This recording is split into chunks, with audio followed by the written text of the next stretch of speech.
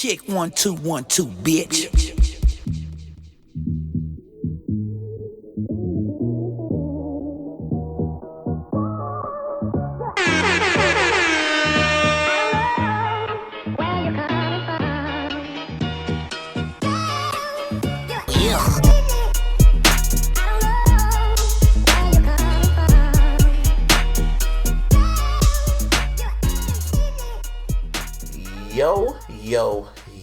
Yo.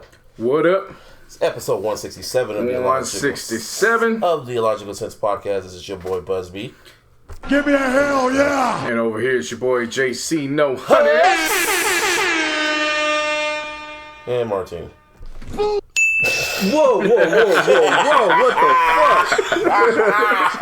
fuck? On that bullshit I see. Alright.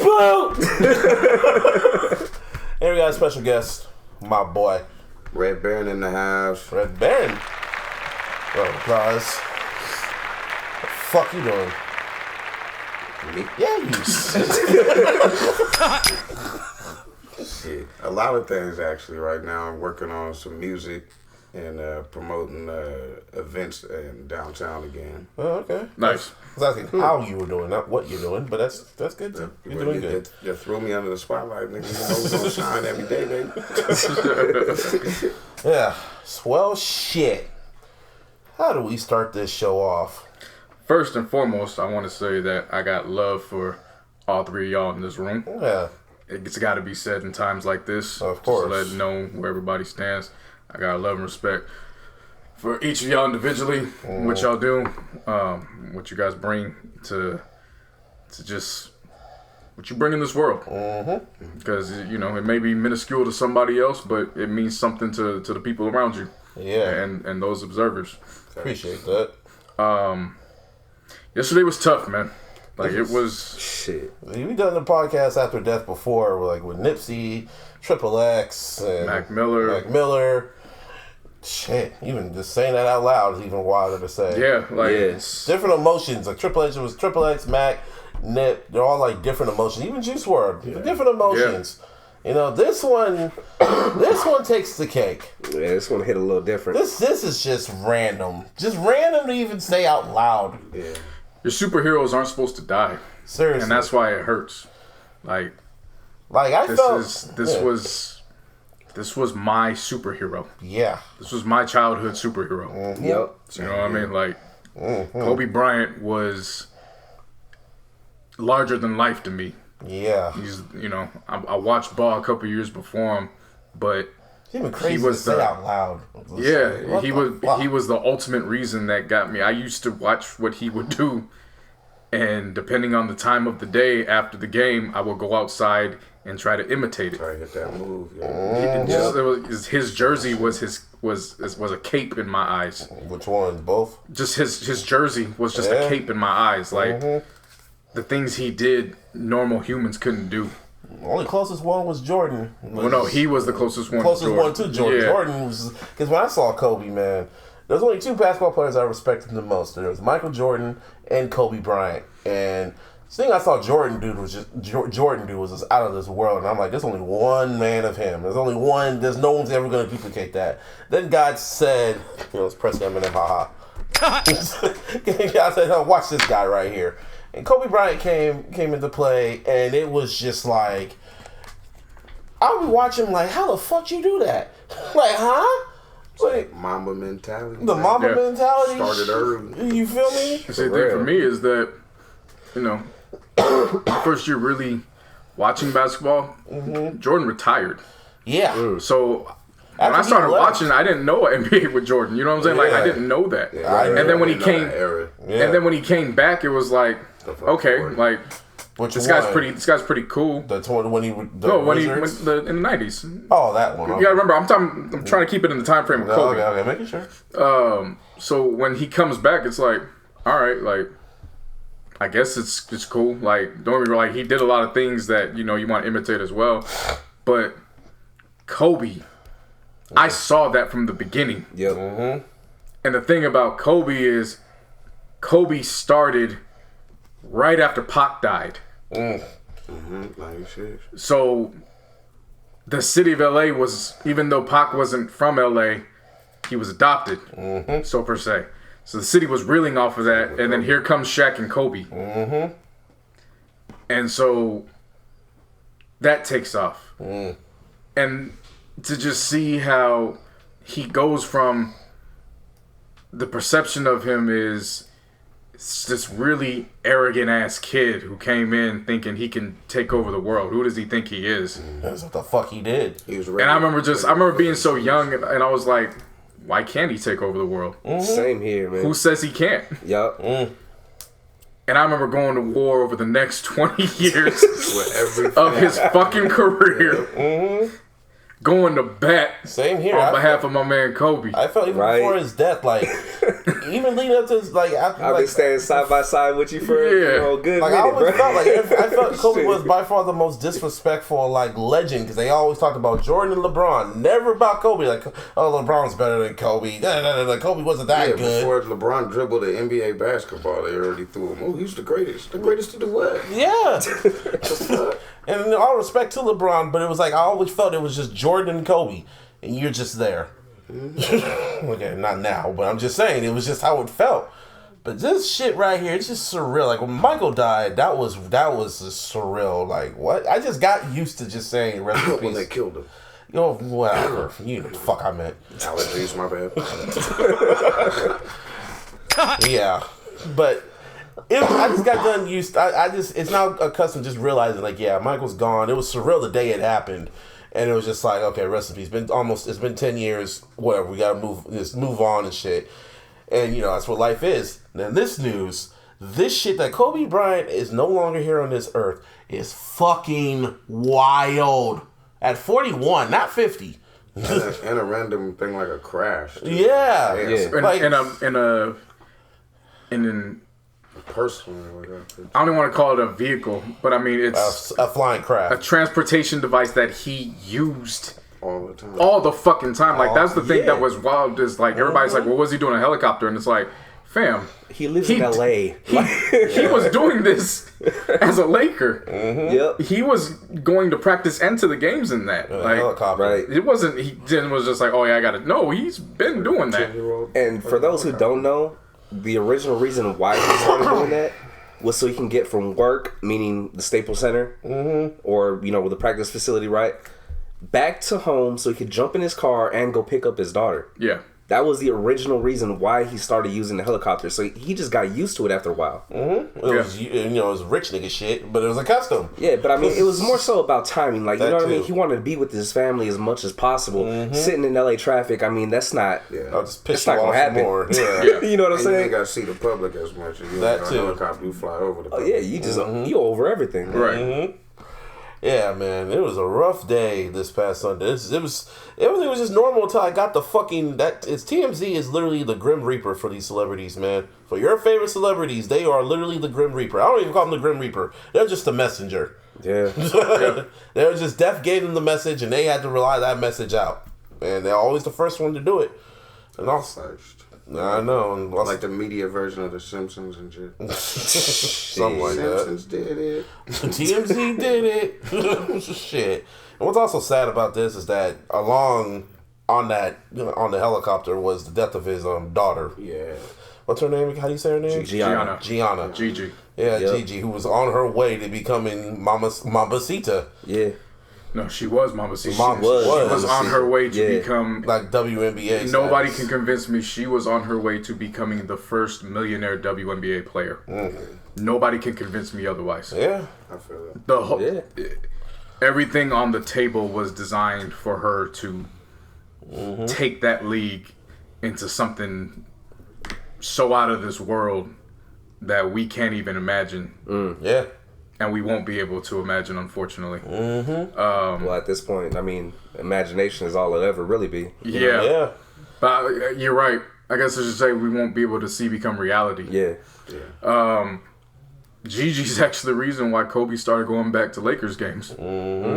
He did not go to. He was rarely at the arena after they did the jersey He retirement. even said he didn't watch a lot of basketball after he retired. Yeah, and then Gigi. You want to miss it. Yeah, Gigi got the calling. And he said, all right, if we're going to do it, we're going to do it right. We're going to do it how I got there. Yeah. And from all the stories that have been coming out, she was his mini-me. Like, and I remember when Martine and I first were telling you, Busby, about her, we're like, fam, he's training her to be an assassin. I Like, remember. yeah. I remember the fucking Instagram post. Now he's coaching his daughter's team, to fucking blowing out opponents and taking pictures of it and shit. Kobe was crazy in a good way on the fucking basketball court. passionate. Oh yeah, he's passionate. Yeah, Yeah. very, very passionate. She was very Yeah. passionate. That's that father shit. That father shit too. Yeah. Yeah. My daughter want to do the same thing I did. Oh yes, dream come true. Hell yeah. I think that's also To be another like reason. me? Yeah.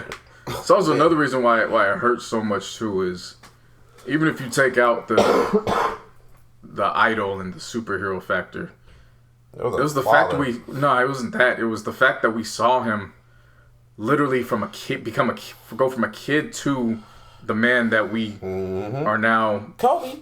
remembering today. Yeah. Like it was just the kid at the time. Brash, arrogant. Yeah, I'll always remember Like, Jerry West. always in the camera and shit. I always remember Jerry West coming out and telling the story about that workout and how he busted Coop's ass in the workout. Yep.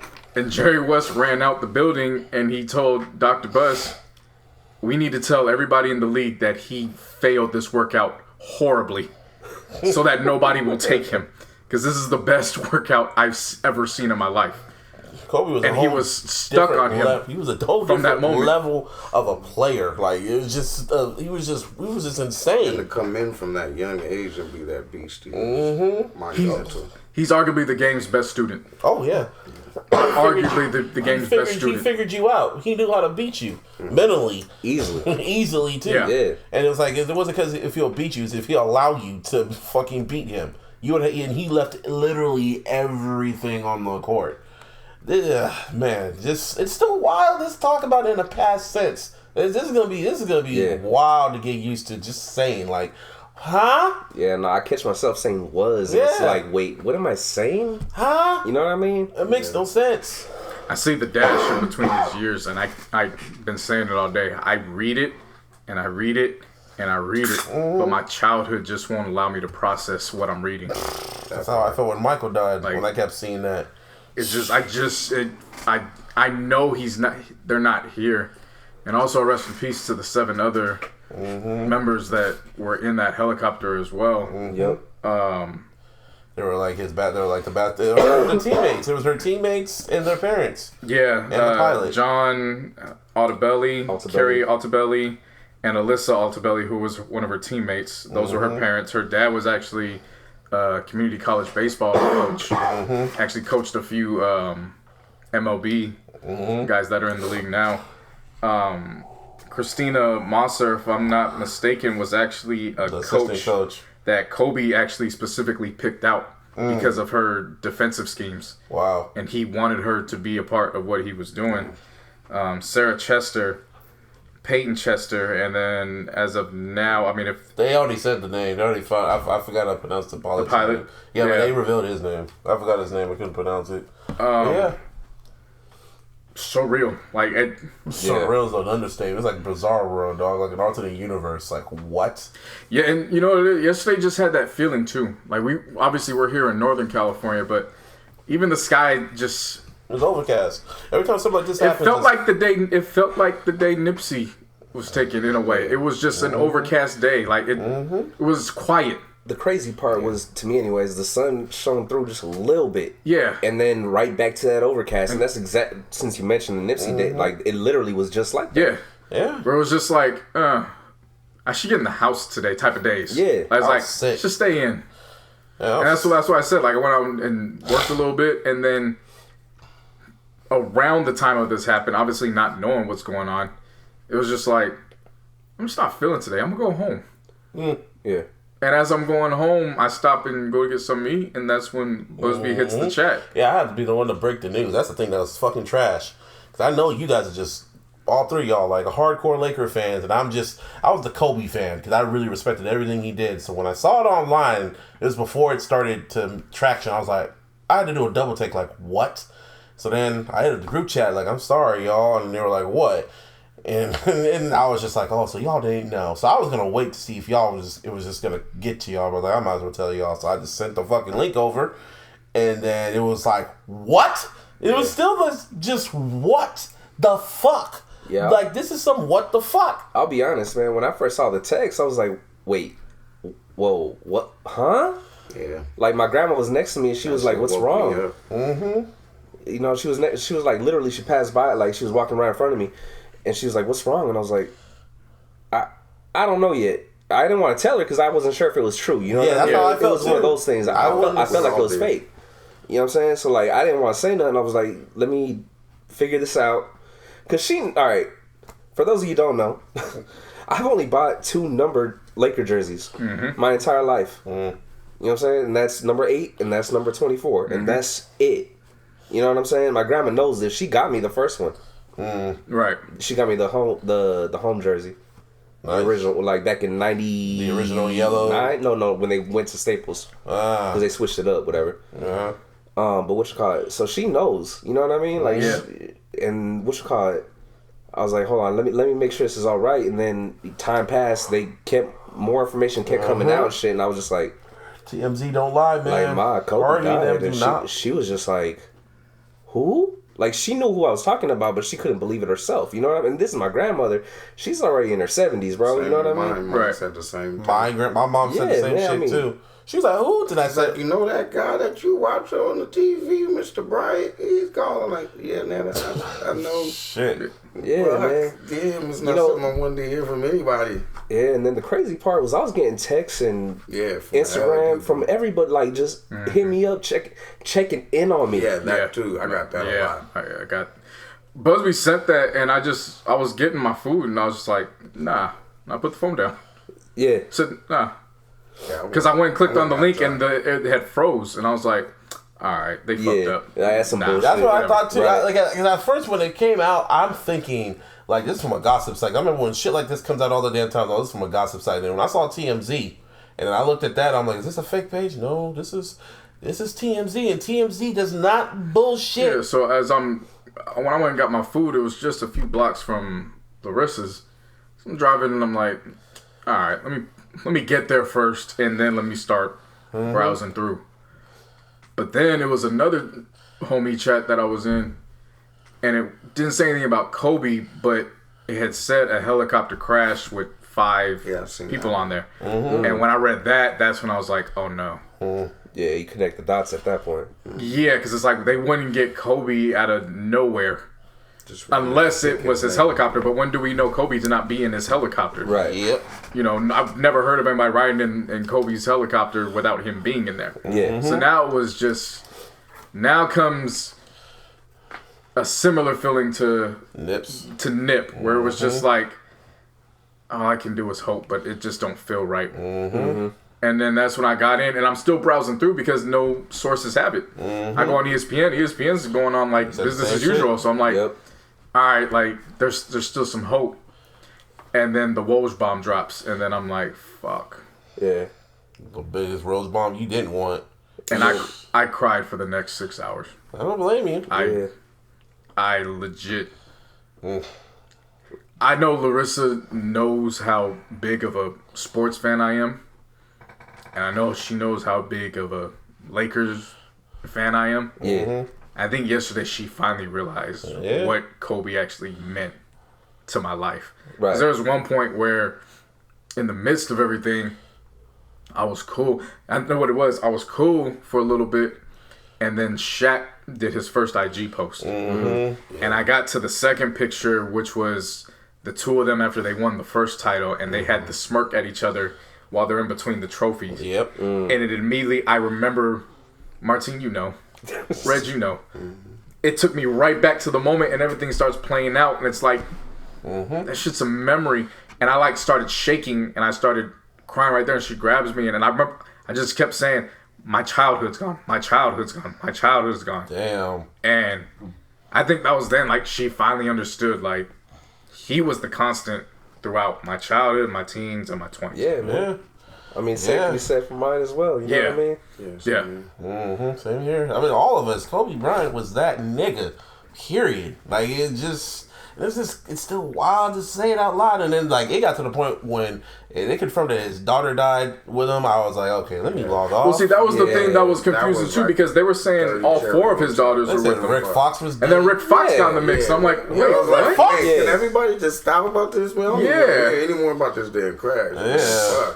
I had to log off. I was like, you know what? The Royal Rumbles today. Let me just watch wrestling and get my mind off this shit. And wrestling, that was so clutch for me. It was just that getaway. Like, I can't watch the Grammys. I can't watch none of this shit. I gotta watch wrestling. I mean, you know what I did. I told y'all, I mean, when I don't feel right, I go overboard when I smoke. Because y'all know I smoke all the time, so that's whatever. Give me a hell yeah! But, like, when something don't feel right, like, I might roll up the fattest shit you've ever seen in your life. Yeah. Busby know. Oh, yeah. Same man. And Red, too. You know what I mean? It was just like that. All my weed. Bro, I rolled up my this... dad's little beer cabinet. Yeah. Smashed that whole shit. Hell yeah. Yeah, I rolled up legit like a 4.5 gram joint, bro. Yeah. You know what I'm saying? I was just outside listening to Nip because that's the only thing that felt right to me. Right. Yeah. And it was just, and also, even when I wanted to escape it, WWE even did like a little tribute to Kobe. Everywhere. Yeah. Every sporting event, not just sporting, just everywhere. You couldn't even watch TV on any channel. The only person that was close was Michael. That was close, but Kobe it was literally on every channel. And the crazy part is you're only talking about the United States. Yeah. I promise you this shit was happening overseas too. Over the world, the Philippines. The first thought was Italy, yeah. The first thought was definitely Italy. it's overnight in China. Oh yeah. They're gonna be waking up in a few hours, and when they wake up, they're not even gonna have a chance for it to be like we're already gonna be. It's gonna be past. You know, we're already in depth with the morning stages. Yeah. And for those who aren't familiar with Kobe's very big in Asia. International star. Like, there's only a select few who are bigger than Yao Ming. And Kobe is one of them. Nigga dunked over Yao, dog. Yeah, he dunked on him and took his country. Yeah. He dunked on that man and took his country. He planted the flag right there. Like, nothing was the same after that dunk in 2004. Nothing. So that came to mind too. Of course, what comes to mind is his family. They just had the 7-month-year-old. Yep. And then to know that they were on their way for Gigi's game. Yeah. Well, wasn't it like a whole camp? Yeah, it was a camp. I think it was a day camp or whatever, but they're, But her game, it was in particular, that's what they were trying to make it to. Yeah.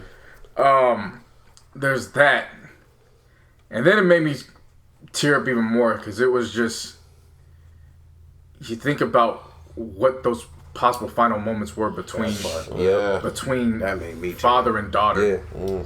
Same thing, man. And the only thing I could think of is just him holding her and just telling her, look at me. Just look at me. It's going to be okay. It's going to be okay. Because that's who he was on the court. Yep. When shit went bad, it was, I got it. Don't worry about it. I got it. Like, the Game 4, 2000 NBA Finals, Shaq fouls out. Everybody's going wild. He just looks at Shaq and he goes, I got you. Don't worry about it. Yep. And he goes out and literally takes over the game. Yeah. Closed everything out. He put that stamp on it, man. And again, it's the transformation from kid to, ball 24 to. We thought he was gonna go crazy without basketball. That was like the mind frame. It's like everybody thought he was gonna come back. Yeah, Kobe. Oh, he ain't gonna get this shit up. Yeah, he's coming back. He's about to pull a Jordan for sure. Not only does he say fuck it, he goes and wins an Oscar. Yeah, I'm an actor now. Oscar and the writer. It's like, oh no, he's good. Okay, all right, bet. Oh, you're good. All right, cool. I wanted him to be on Inside the NBA so bad. Don't leave out fucking the body armor drinks that are being sold down the street. I don't get out patience to be an NBA coach. Kobe as an NBA coach, he wouldn't have patience. Man, niggas would damn near fall out just to listen to some of his teaching. Yeah. Some of the players would just gave up like, well, yeah, I was about to do what I wanted to do, but what you said? Yeah. Kobe said, Kobe said, Yeah, I know. I heard him too. Just look at a few months ago with how many NBA players were at the Mamba Academy. Yeah. I mean, Kawhi, Kyrie, Yep. They were all there. Paul George, like just it was a who's who that was at You're like, welcome. yeah. The Kobe system. You're welcome. Yeah. And we saw him rebrand himself a few times because of what happened in Colorado. Yeah. You know, it went from, you know, the I'll talk to you to now I'm completely shut down. Like there was a period of time Kobe was Quiet dude. Yeah, I remember Kobe that. was a mystery to Lakers fans for a few years. I remember that. Like, he wouldn't shut talk down. He won't talk to nobody. Yeah. I remember that. And then it I got always to thought he was like mad all the time and shit. You know Yeah. what I mean? Like, man, fuck this team, man. These niggas. He probably. I think he was around around me. that. Fucking these niggas. yeah. And then he got Kwame My time for thinking about it, but then he got Kwame and Smush Parker, and he's like, nah, I gotta let the world know about this shit. It's some bullshit fucking team. Trade I me. remember- Trade me. I remember- Help me. I remember One draft pick for this. I remember in the newspaper he said Smush Parker, he was only there because our front office was cheap. He should have never been in the NBA to begin with. Shit. Kobe would talk shit. And that's how I knew he was like, I thought he was really quiet and shy. Nah, this dude was really expressive. He could talk, very intelligent. Yeah. Articulate. Like a motherfucker. And then it was he got to the later stages. So right around the 5th title was when he was kind of just like, I've done everything, and you know I've done everything. So I'm gonna let it ring now. Yep. And I was about to say that once he got older, he got real. He went from You know what I'm saying? he Like, went from he's the got villain. real. He went from the villain to at worst the anti-hero.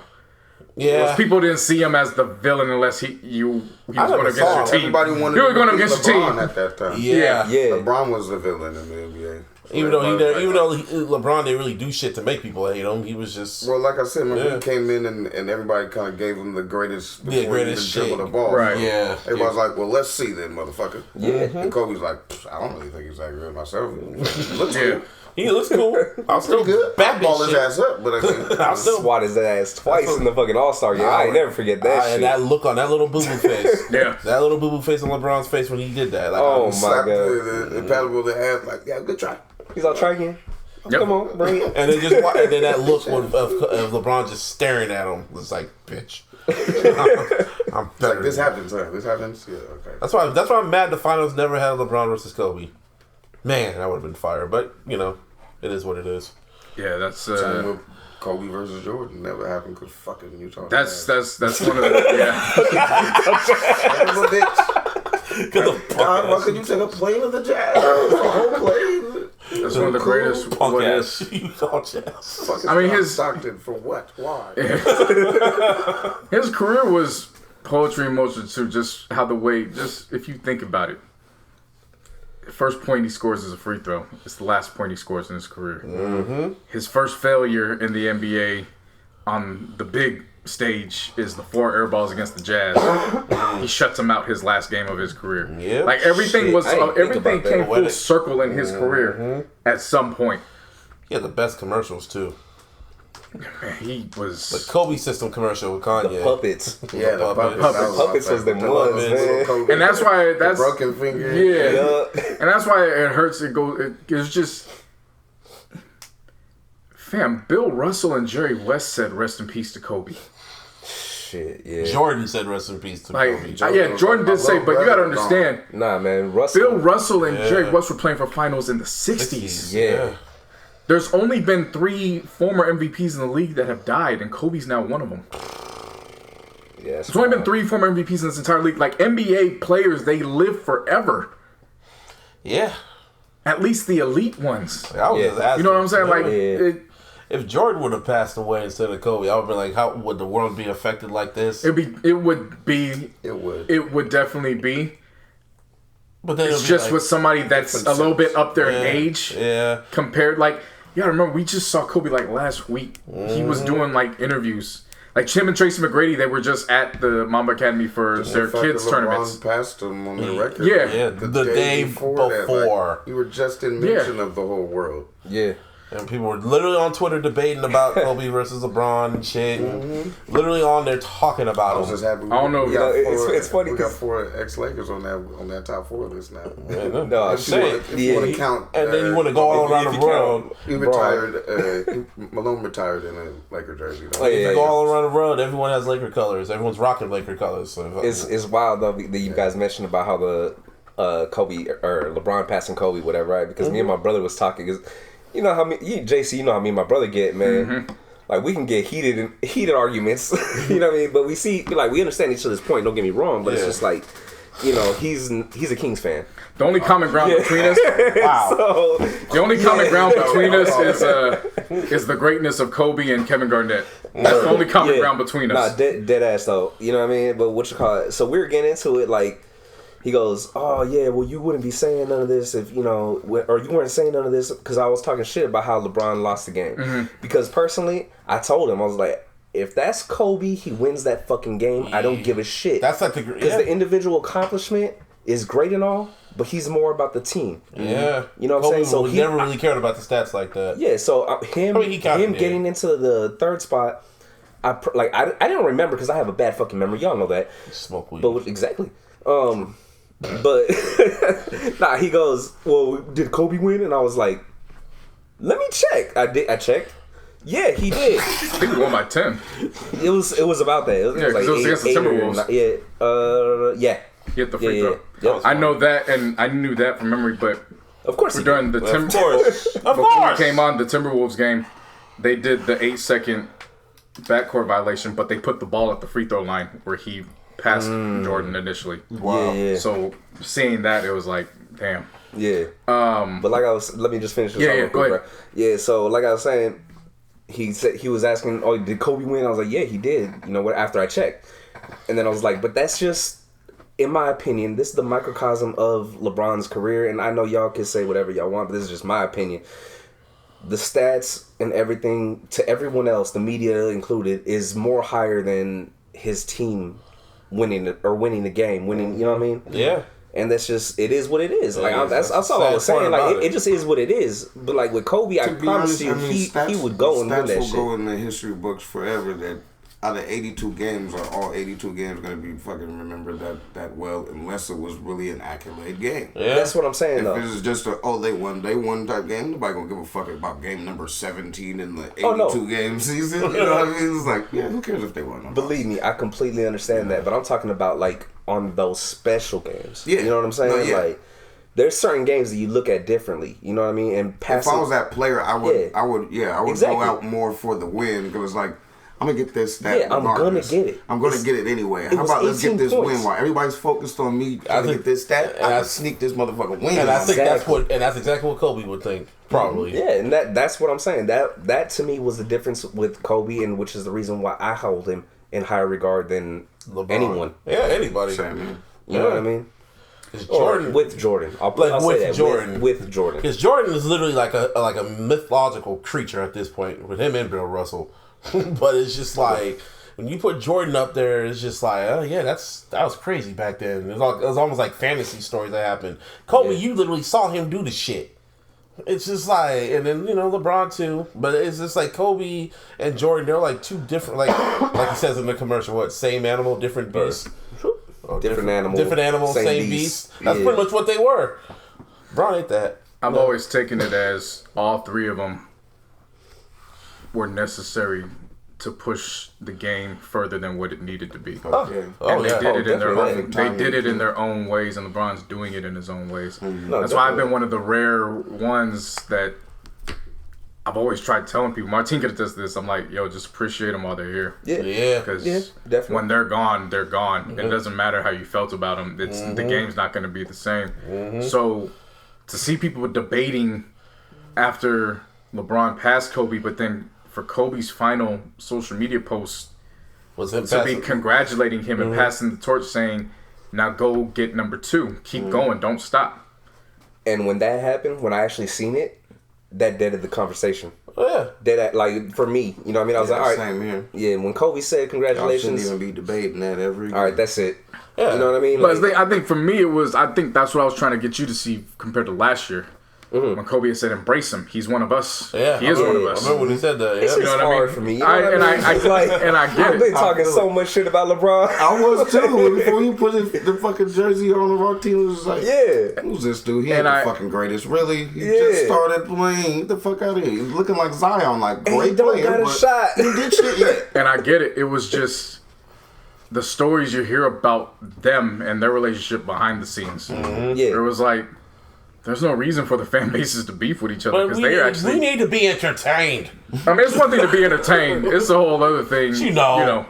We That need was something- we gotta have peace. That LaJourbe conversation it wasn't about ball anymore. It started. Those were personal attacks against fan bases. Fuck the Kobe and The LaJourbe conversation, the entirety. What? You've heard me say that. No. Yes, I've said it on this podcast a few times. LaJourbe. Wow. That's what we. LeBron, Jordan, I get Kobe. it. Yeah. It's all three of them. LaJourbe. I've heard 3-6 Mafia, bronze sexuals. But wow, what do they call Kobe stands? Just Kobe stands? 824s? I don't know. Los Angeles niggers. I was saying, what the hell? Like they just sit on the radio cast. Oh, yeah. Los Angeles niggers. I mean, Powerful Lakers. niggery at work here. No, you didn't. No, but it was. You know what Kobe fans are called? What? Laker fans. The Mambas. Like, just Laker fans. That's it. Yeah. Right? Yeah. Well, the Mambas. I was.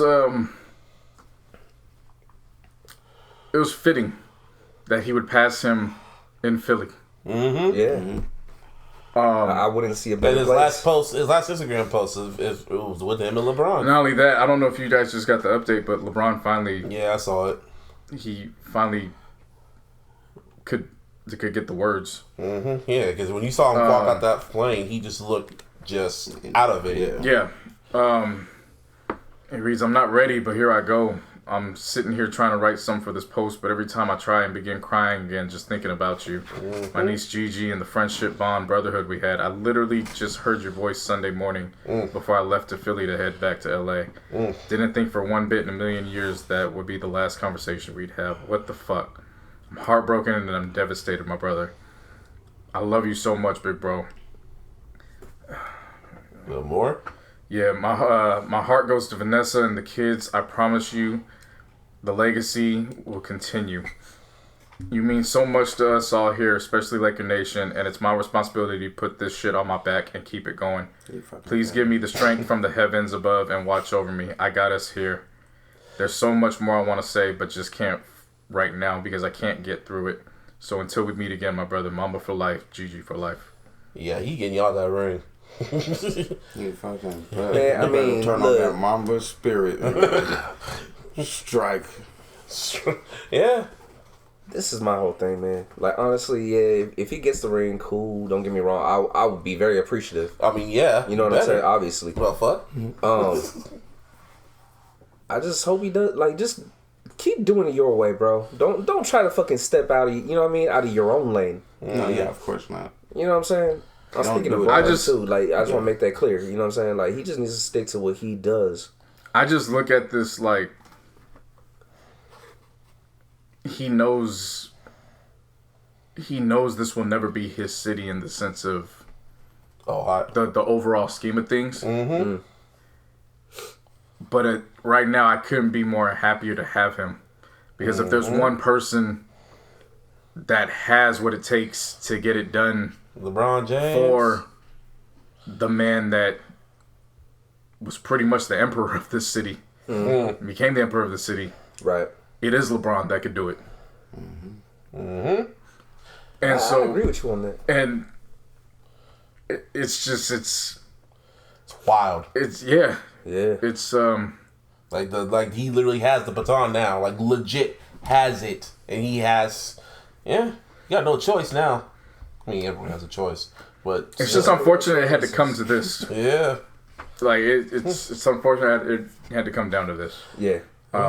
Yeah, there's a lot more pressure on him now to win that shit. Yeah, This is gonna be a lot. This is gonna be the most pressure Man, ring. he lose that shit. Oh my god, man, he's gonna bring some tears to some Laker fans. Like, motherfucker, really? You could have lost any other fucking time.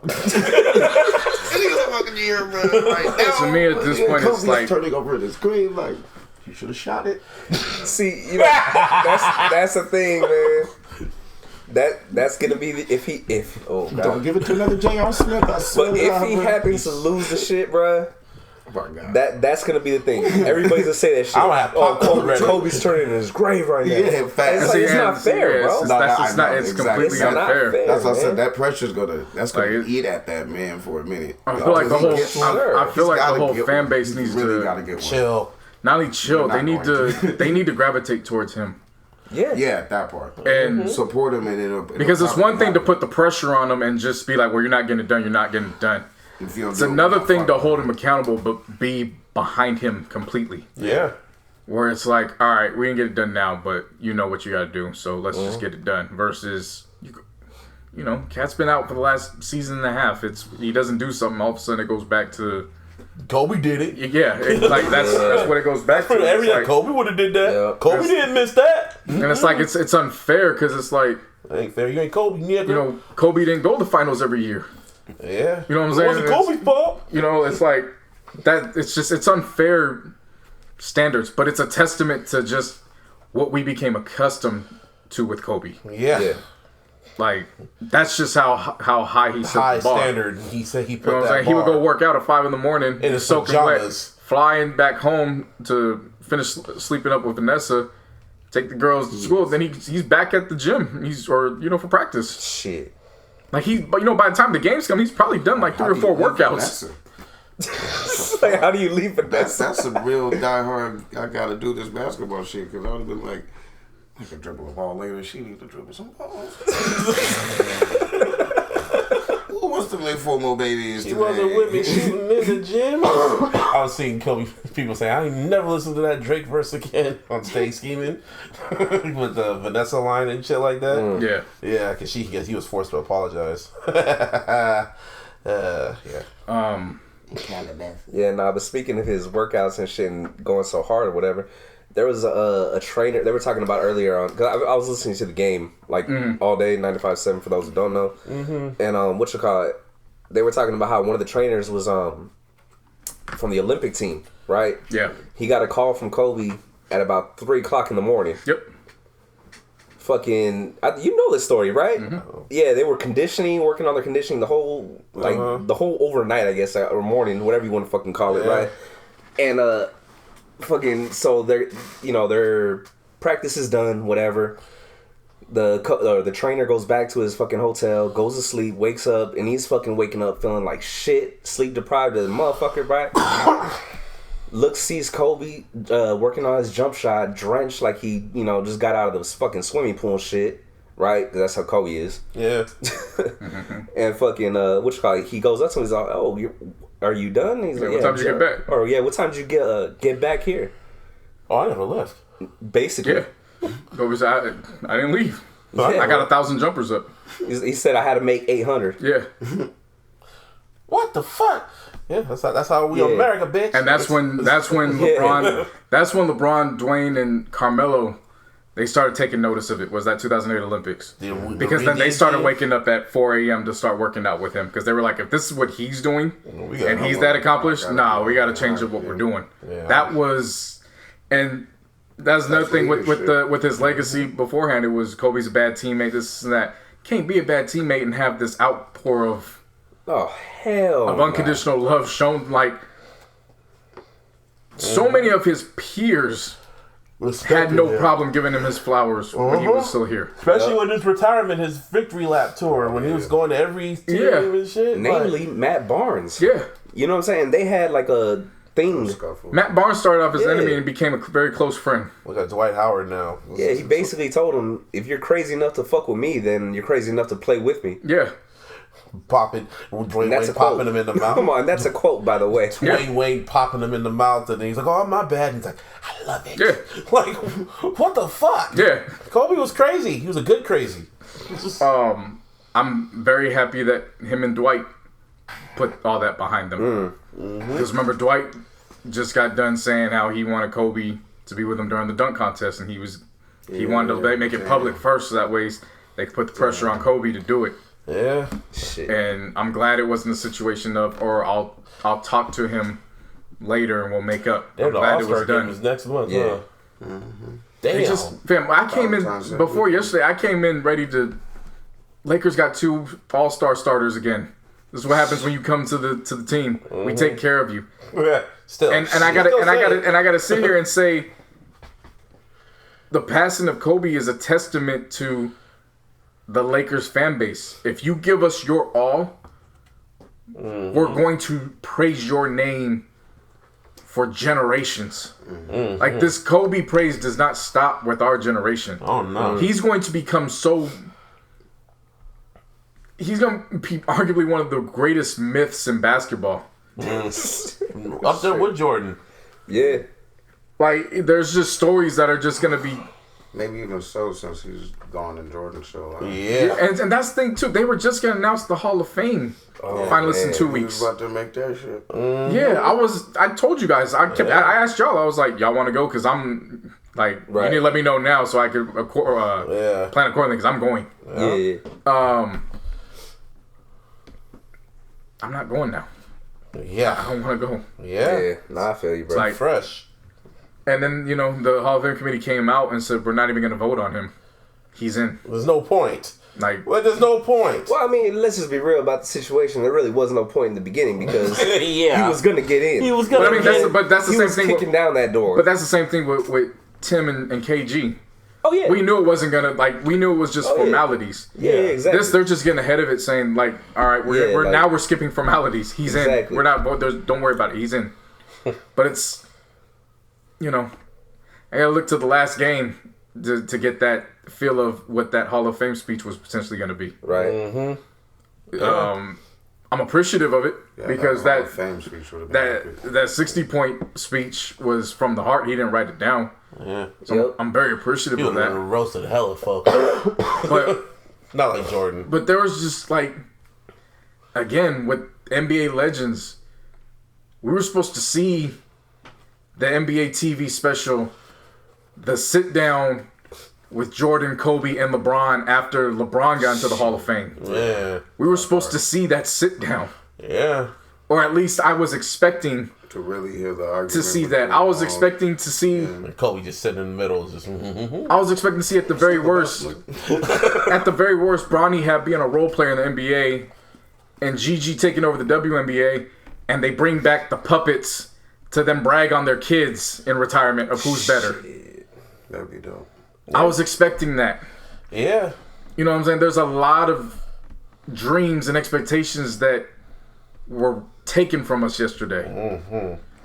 That, a lot of people were also saying too that it goes back to how we thought he was going to go wild without basketball. He didn't even really get started in his second career. That's He true, was man. just getting started. And he was becoming something of another rebrand in his career in terms of just his visibility and how people He viewed was him. writing Yep. he was kids books. He was doing the whole shit with ESPN. He was doing podcasts, like he was going on guys' podcasts. And, Yeah. like he just got done doing all the smoke with Matt and Stack. Yep. You know what I'm saying? So it was. I just watched it too. Yeah, he was opening Up He was more. opening up. He has the Mamba Academy. He writing books. Kobe was supposed to be the basketball ambassador. Mm-hmm. And he was supposed to grow gray hairs like Bill Russell. Yeah. Yeah. He was supposed to be the new Bill Russell. He was supposed to when Bill's time, and I hope it doesn't come anytime soon. But when Bill's time came, would come over, Kobe would take over as that. Mm-hmm. You know what I mean? Like, I always saw Kobe being in contention for buying the Lakers. Yeah. Shit. And going up against LeBron with whatever team LeBron went. And another way. Dream come true if that would happen, man.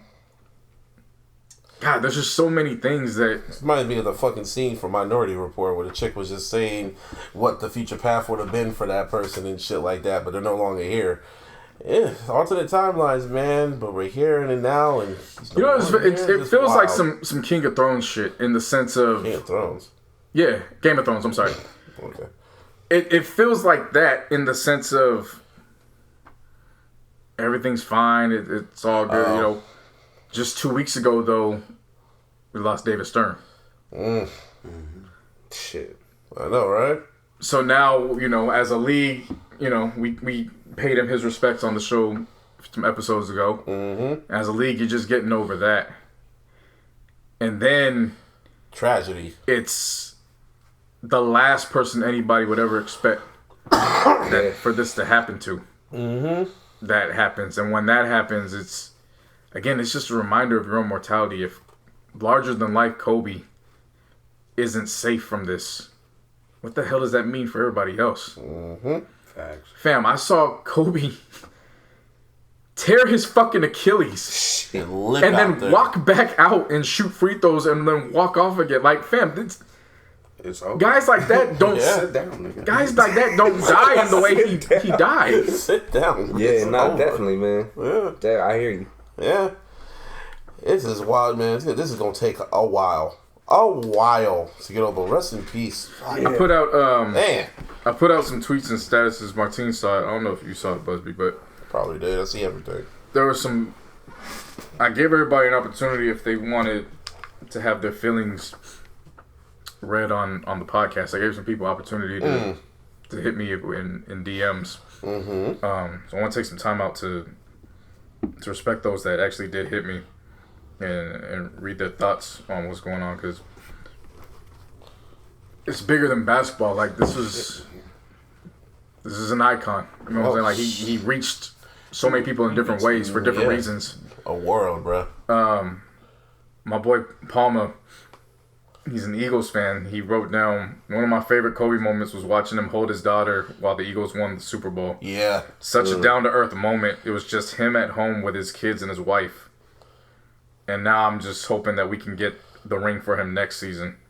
Rest in peace to Mamba and Gigi and the 7 other passengers and prayers to their families. Our longtime listener, friend of the podcast, Ruben, he says, keep it short. Kobe was my childhood hero.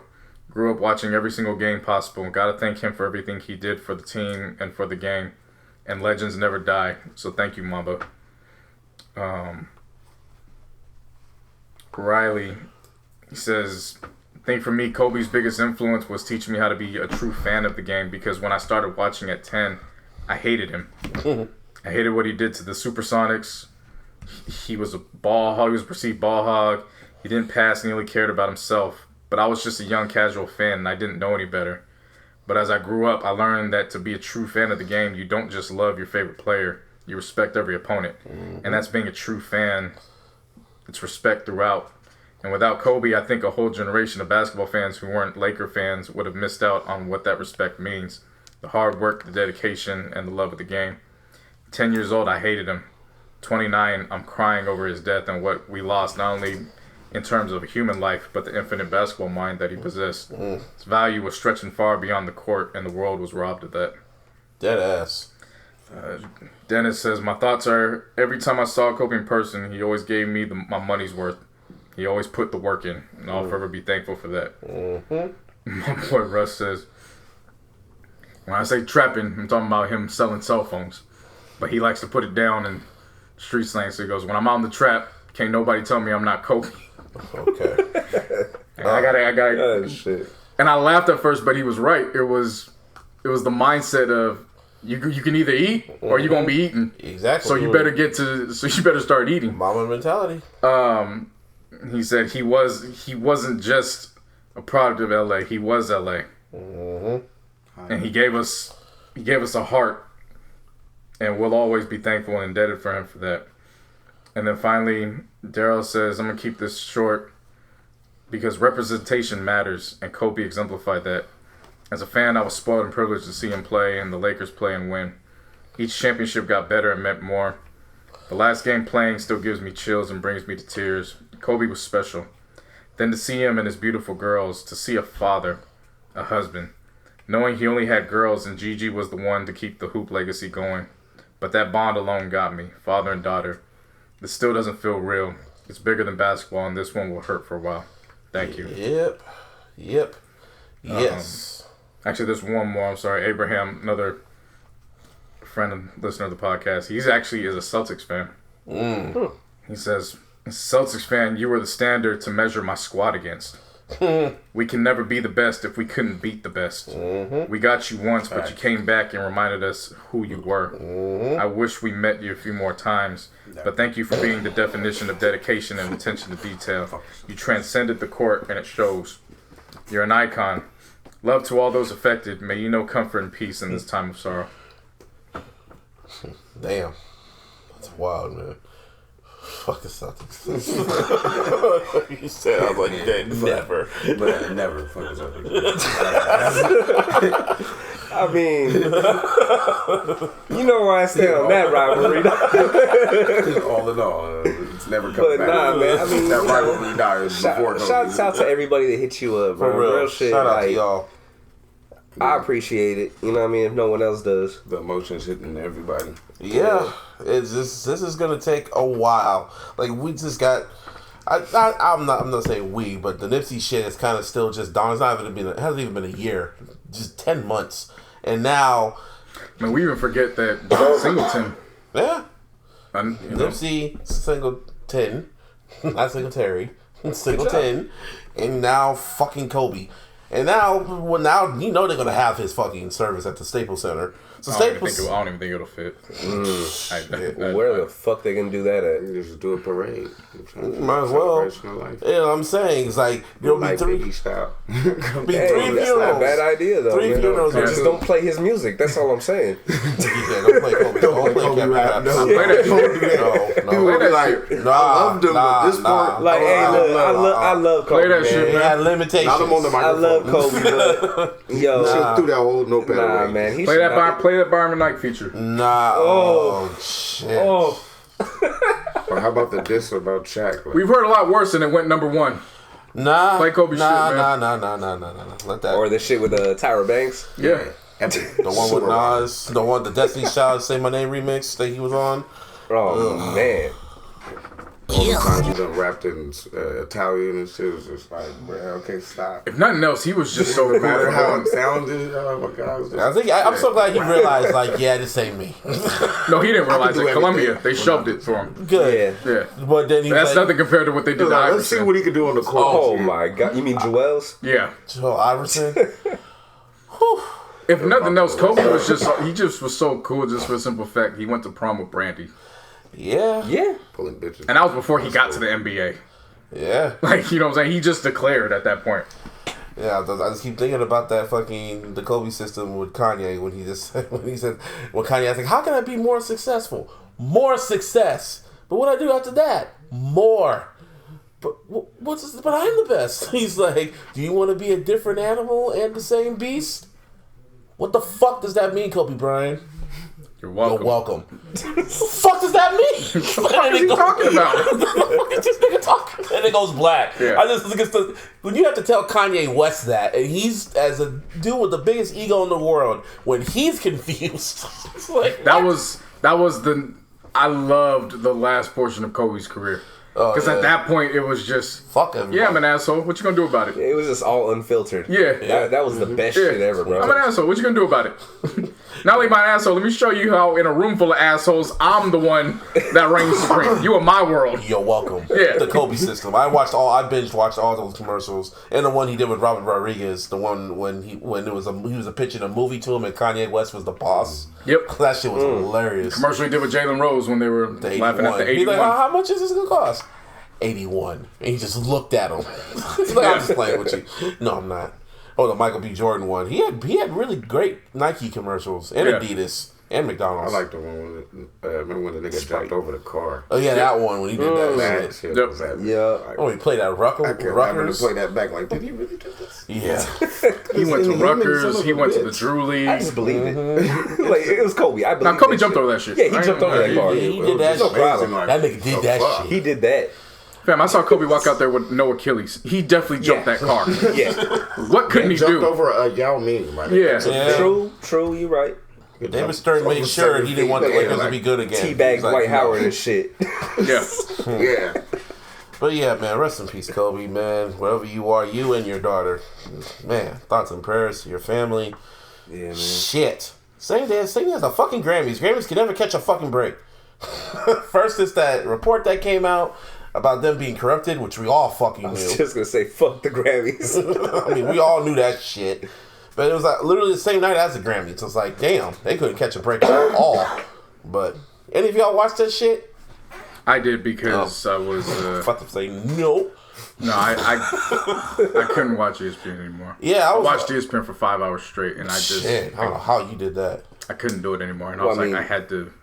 That's all you want. I was right there with you though too, man. Like I got fixated on it. You know what I mean? Yeah, it's just I couldn't It's turn not even I away. was paying attention. Like I was just like zoned the fuck That's how out. I had. For me personally, I had the Royal Rumble was that same day, so I was like, you know what? I can't watch the Grammys because they're gonna do because it's literally at Staples Center, and I know they're gonna do some Kobe shit.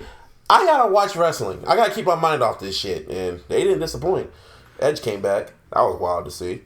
Made me happy. And they still celebrated Kobe. Yeah. Like, boom, Kobe, got you. Kobe! Yeah, damn it. Gotcha, bitch. Yeah. Gotcha, bitch. Gotcha, bitch. Fucking commercial. Nah, but I mean, I guess I didn't watch. I just couldn't watch ESPN anymore. So I said, "The hell with Yeah, it." you're giving us I'll put the Grammys on, but I wasn't watching. You just had to give I us wasn't updates. watching the Grammys. I was just there, just stuck. Yeah, gave us waiting. updates. I was And wondering. then Lizzo opens up, and her first words of her set is, "This is for Kobe," and then she starts her set off, and I'm like, okay. See, with me, as soon as you said like, "We're gonna do a Kobe tribute," so literally, I turned away from Royal Rumble. Like, let me see this tribute, and then I saw Lizzo. Literally, oh, ladies and gentlemen, Lizzo. No. And then went right back to Royal Rumble. Like, nah. A hell of a set. I'll give her that. It was. Like, she gave a hell of a set. She came out and started playing the flute. And she always does that at her shows. Yeah, like just clarinet, flute, whatever. Yeah, for those who aren't familiar with her shows, like that was actually the first view into her world on her set, and I was like, damn, that's incredible. Like, this is actually a show. She's not just out there just standing around singing. Like, she puts on a show. It's pretty impressive. I saw Tyler's set. Tyler's set was cool. The set was dope. I didn't pay attention to the fucking Aerosmith shit. It was like, how old are you? They were there, and honestly, they were there, and I couldn't tell you what happened at that point. They just didn't walk this way for like the 10,000th time. Alicia Keys. How was she this year? I still feel like there should be a different host, but because of what happened and everything taking place yesterday, I felt like she was comfort. She held everything together, so I want to applaud her for that. Matter of fact, she's there and she says, "I know we're struggling in the house that Kobe built." She made it very clear where everybody was. She didn't try to hide it. And then she brings out Boys to Men and they sing "It's So Hard to Say Goodbye." And his jerseys, only his jerseys are lit up in the arena as it's going down. So it was like, that was like, okay, thank you. Appreciate it. Thank you so much. But then it just seemed like, even in my morning, I'm like, damn, they gonna show any other niggas in this set? Like, it's just country and rock right now. Like, and then the Prince tribute happened. How was that? I was like, I woke Larissa up because she had fallen asleep, and I was like, hey, the Prince tribute. With Usher and who else? Sheila E. It was supposed to be TK Twigs. Was she on the? She was on the pole. Twigs. She was on the pole. She was dancing. Yeah, dancing was dope. But it was just, after a while, it was just like, okay, I thought Morris Day and the Time were coming out. So and what it was just Usher kept. I couldn't even remember. Damn. Part of it was me mourning, but part of it was just like, this ain't Prince. This is a little mid for Prince. Actually, there's a lot of mid for Prince. Nigga, did you come up here and start singing from the A? Or are you singing Prince right now? Oh my god. Prince would float down like, the fuck is this? This isn't blouses. This isn't blouses. This looks like shirts. Yeah. Shirts don't win. Shirts don't win. So I was like, me and her were kind of looking at each other like, we don't want to say it, but it's like, Did your mom text? Like, this is my trash. mom didn't say anything. My mom is really still hurt with Kobe. Yeah. You understand, like, my mom The whole family Laker fans? was not just that, as a single mom, Yeah. and your boys, that's all they want is the Lakers gear and the Kobe's gear. Yeah. You learn to become the fan of what your boys are a fan of. And My mom was like that. And again, it's all my memories, my birthdays, my Christmases, everything in my mom was between, like the that. playoffs. My mom understood, like, you gotta get Lakers stuff. You gotta get Lakers stuff. So my mom saw Kobe grow up. Yeah. And when there was a time when Dom and I thought we were going to ball, like, that's what, you know, she's like, all right, you better put it up like Kobe. Like, my first shoes weren't Jordans, fam. My first shoes were Kobe's. The purple joints. Like, my jersey didn't even have anything to do with purple. Wow. But I was like, nah, I want the Kobe's. Those were my first hoop shoes. That's wild. So my mom was just like, and then, you know, she sees it from another perspective too. She's a mom. So she sees it from Vanessa's view. And, you know, it roughs her because it also brings up memories of my two younger cousins both passing away way before anybody thought that it would be their time. So it brings up those memories for her too. So I haven't even had the opportunity to ask, did you even watch The Prince? Yeah, well, Usher need that time to get the fuck up off the stage. Yeah, he need to go back to the studio and just do confessions too. like shit. Like, what you're telling me. Man, no, Yeah. I actually seen that shit too on the replay. Bro, he should not have been doing nothing for Prince. I thought it was going to be more than time. Usher should only do Michael tributes. That's all. He should do Prince. Like, honestly. Even then, Honestly, don't know, man. You should have Bruno Mars come out. Yes. Bruno Mars was probably busy. Bruno Mars, Yeah, Bruno Mars ain't too busy. If they came and say, hey, we want you to do Prince, Bruno How Mars much? ain't too busy. Nah. There's just certain legends that you don't I even think he gotta already ask. did a Prince tribute. I think he already did.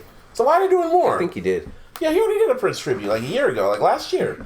I don't know why they did Do it it, again, but nigga. yeah, do it again. The fuck? Do it again, nigga. Do it again? Yeah. And again? Been around. Why the hell is Usher doing a Prince tribute anyway? It's been how long since Prince died? I don't know why there was a tribute to begin with. I just know Sheila E. and the team, they greenlit it. So I was like, okay, well, it's in-house, so now I know it's something that you can trust. I guess. Usher being a part of it, it was still a little confusing, but it was like, all right. Aren't you the Michael guy? Well, no, it was like, all right, You're supposed to be the Michael standing, right? all right, you're black, so, you know, that's fine. Like, you know, Yeah, they could have got Justin Timberlake to do it, and Oh, damn, you want to piss off everybody? yeah, so You want to piss off the world? so it's that. But, you know, again, watching it was like, Anyway, it's just some mid. But Let's get to the rap categories. I was watching the pre-show just to get to the rap categories, and the first, what was it, best rap song performance or best rap song, and I looked at it and fucking Nipsey Hussle. Round of applause for Racks in the Middle, and the whole Hustle family came up there. Lauren London, I was like, damn, y'all was there that early. Round of applause. Lauren London was looking great. She was looking great. That's always. She's been holding it. She's She's holding it down. Like, they just did They cut off what's his name, Sam's mic, his brother, Nipsey's brother. Oh, Yeah. Black Sam? Black Sam. Because yeah, he started speaking a second time, and I guess they got upset with that because he spoke first, and then their grandma spoke. Yeah. And then he started speaking again, and it was like, don't cut that man's mic off. Yeah, they Like, let him finish. That was nice. of Yeah. him. But he won that award. And then fucking J. Cole got his first Grammy. With the helps of fucking 21 Savage. 21. Who would have thought that? I know a lot. K21 Savage. UK. 21. Sir, Yeah. 21. Sir 21. Water. Yeah. Drink some water. 21. I mean, the funny thing is, Sir though, man, Savage of 21. Sir Savage of the 21st. I mean, I heard a lot of people saying that he got it because of 21 Savage. I'm like, nah. Y'all got this fucked up. 21 Savage 21 Savage got it because of feature J. Cole. Because of that J. Cole feature. Yeah.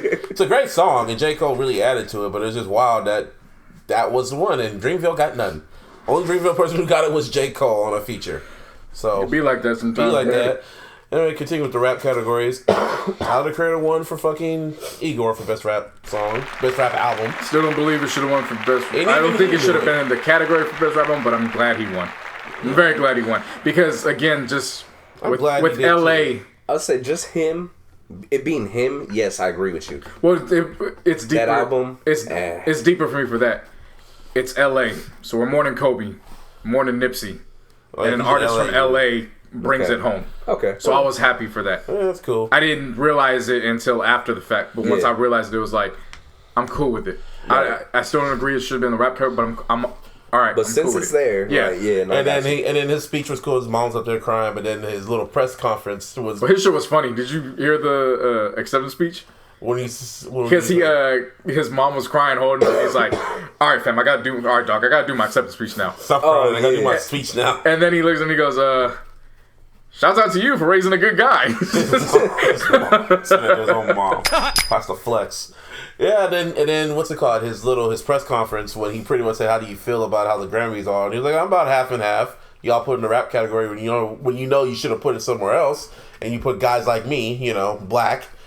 You pretty much, I'm just paraphrasing. Pretty much, you categorize me. You pretty much, if I'm the black guy, you're gonna put me in the rap. You can put me in the rap and R&B categories and nowhere else. Mm-hmm. And that's what they did. They also haven't asked him about the urban category. He's like, I think urban is just same shit. A word just for saying nigger. Yeah, it is. Yeah. The nigger category. Yeah. Yeah, but anyway, so she won that, and then DJ Khaled, gotta get the horns. Get the horns. He got his first Grammy for Higher. Round of applause. Wow, yeah, the Nipsey tribute was dope too. Well done. They did brand new songs. Yeah, I was gonna say that shit. I didn't even know what was going on. I was like, what? Yeah, I just know somebody. I forgot who it was. They said, I just saw the rehearsal. People are really gonna be happy with Meek and YG's verses. Yeah, Lenny said that. And so I was like, all right. But then Meek comes out and I'm like, I don't reckon what's going on. And so then when I hear what he's spitting, I'm like, oh, this is specifically for this. Then Roddy comes out and I'm like, oh.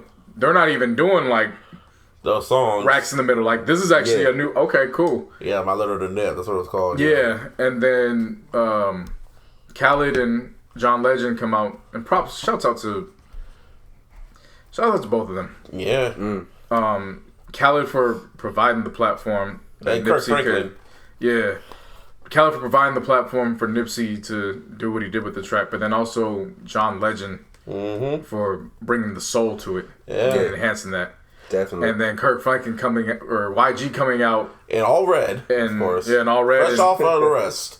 Yeah, which we thought he wasn't even going to show up because of his arrest. That's just how wild it was. Everything's just around LA's been. Yeah. This week. This past weekend. Seriously. Like, before all this Kobe stuff, like, the biggest concern was YG going to even get out in time for the Grammys. To do the Grammys. Mm-hmm. Yeah, he did. You know what I'm saying? Like, and yeah, he did his, but, there was a moment where it was like, shit, that was going to happen.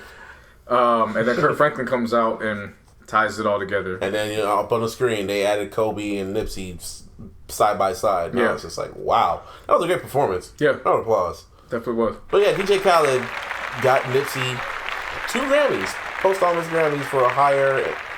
His second Grammy. The second one. I was say, you got Racks in the Middle got the first that's one. What I mean, yeah. And then after that. But shouts out to Nipsey. Over the week, they presented his whole team with plaques. He has accumulated 6 million in sales around Victory Lap, the album, and then million. No, 6 million total with Victory Lap, the album, and Racks in the Middle. Oh shit! Victory Lap the album is platinum. Yeah. Racks in the Middle, the single is platinum, and then there's 8 songs on the album that are certified gold. Which accumulate for another 4 million worth of sales. Shit! So he got 6 million worth of sales. In that time. That was a good weekend for the Hustle family, pretty much. Basically in what, a little under 2 years? Yeah. Damn. Yeah. Yeah. And again, shouts out to Lauren London, YG, Jay Stone, Pac-Man, and Killer Twan because they did the photo shoot for Marathon Clothing and the partnership with Puma because they're reissuing everything February 1st. Yeah. That's just gonna sell the fact that she was in the same clothing that Nipsey was in when he first started all this, and now it's kind of like I just looked at it like the Queen centered around by all the King's men. They were saying like they were basing like the Rock Nation brunch was kind of like based off the colors that fucking Nip and Lauren were wearing in the photo shoot. Yeah, because they had a photo of their picture from last year. It was at the entrance. Yeah. Which I thought was great. Nice touch, Hov. Yeah. I thought that was cool. But other than that, overall, just more categories. So pretty much a white person won all the main one as always. Billie Eilish swept. Seriously. She walked out with 10. What? 5. She got 5. She got 5 because they were big. Because it was her. Was it her writer or producer? He had another 5. Yeah. So I'm guessing it was just all together. Yeah, they just walked out with 10. She won for best pop vocal album, best new artist, song of the year, record of the year, and of course album of the year. That was all. What, 17? 18. 18. Just barely turned 18. That's a flex. That was a flex, and I knew this shit. I knew she was gonna fucking win that shit because I follow UMG, Universal Music Group, on Instagram. And after the whole shit with the situation with the Grammys came out, and they had her paraded upstairs like, oh, she's getting ready for her record night. Da, da, da, da, da. And I was just like, oh, record night. I don't know what she's gonna win. All that shit, Everything, Yeah. all the main categories. I thought Lizzo was gonna get like one of those. No. Nah, she got some. She got like 2, didn't she? Got 2 for. I think so. I forgot. Lil Nas X. Huh? Lil Nas X, that performance was... That was creative. I like that shit. It was great. That I was saw sauce. Kobe's jersey to start off, and I was like, thank you. The rotating room. And the was pretty rotating dope. rooms. You saw BTS there. BTS doing it, and then Billy Ray Cyrus, and then, Ramson. What's his name? Mason Ramsey. Yeah. shit. And then out of nowhere comes Nas. What the fuck? And I'm like, fam, where did Nas come from? Yeah, they did. And it's now Lil Nas X and Nas on the same rodeo. stage. For they did the rodeo remix. And Yeah. you even see it says Nas and Nas. Yeah. And Nas was actually on beat and everything. I was like, all right, Nas. Man, don't say that about Nas. No. Like Nas I know. He's always on beat, but he was actually writing the beat. Like, wow. Oh, I got Like they really paid you well to rap well on this shit. But anyway, Billie Eilish, yeah, that album's pretty good. It's dark and emo, but shit. 5 Grammys at 17 years. I barely hit 18. You got 5 Grammys. That's nuts. Best new artist. What do you do? Like, fuck it. That's nuts. They're gonna give her more too. That's that Taylor Swift flex. Yeah, straight up. That's the day they putting the rocket on her. Like you talk about Kobe passing the torch to fucking LeBron. They passed the torch to like Taylor Swift. Don't got the juice like that. You got the juice now. Yeah. Anyway, what y'all take on the whole controversy going on with the Grammys? Shocker. Shocking. Wow, really? Should we let the people? Are you serious? Like, Red, no did you way. know that, fam? No. Because I sure as hell didn't know it. I didn't know that shit. I know it was racist and that they had agendas going on. Shit, I that didn't surprised know me. They just start race. Wait, racist? Yeah. This is news to me. Oh my god. People are racist in America. The Grammys? Have they The president is racist. What? We had a black president. He's a stand-up guy. Yeah, He is, yeah. Yeah. Anyway, if y'all don't know, So- what's her name again? Deborah Legan. I don't remember. Deborah Legan. She used to be the runner for the whole academy, for the Grammy Academy and shit. She was there for a few months, and then they literally kicked her out. They kicked her out because she was pretty much calling out all the shit. She says, you gonna kick me out? I bet. And I've been waiting, baby. Tear this whole motherfucker down. I'm gonna air right now. all this shit out. And pretty much in a nutshell, she said the one dude with the glasses, fuck his name, the original CEO of the whole academy, he was a fucking, pretty much a rapist. He was a rapist. Yeah. The fuck you hitting that bell for? I was listing off shit. Rapist. Ding. And Yeah, but what that's else not was something he? you ding about. Yeah, I know. Fam, her report looked like Kobe on a 65-point night. She was God. telling. She was letting it fly, and it was nothing She thought but she was net all night. She was snitching. She was giving elite snitching, like 6'9". I think in the report at one point I was reading, she was like, yeah, and this motherfucker did it. Kobe! Like, I think that's, correct me if I'm wrong, but I think he actually popped up in there a few times that she's making it rain from 3 and shit. You know what I'm saying? Like, What was- she let that shit air. Pretty much saying there's a boys club up in that bitch, and they pretty much pay their own money. Like they pretty much take the money for their own leisure. They don't give it to the academy.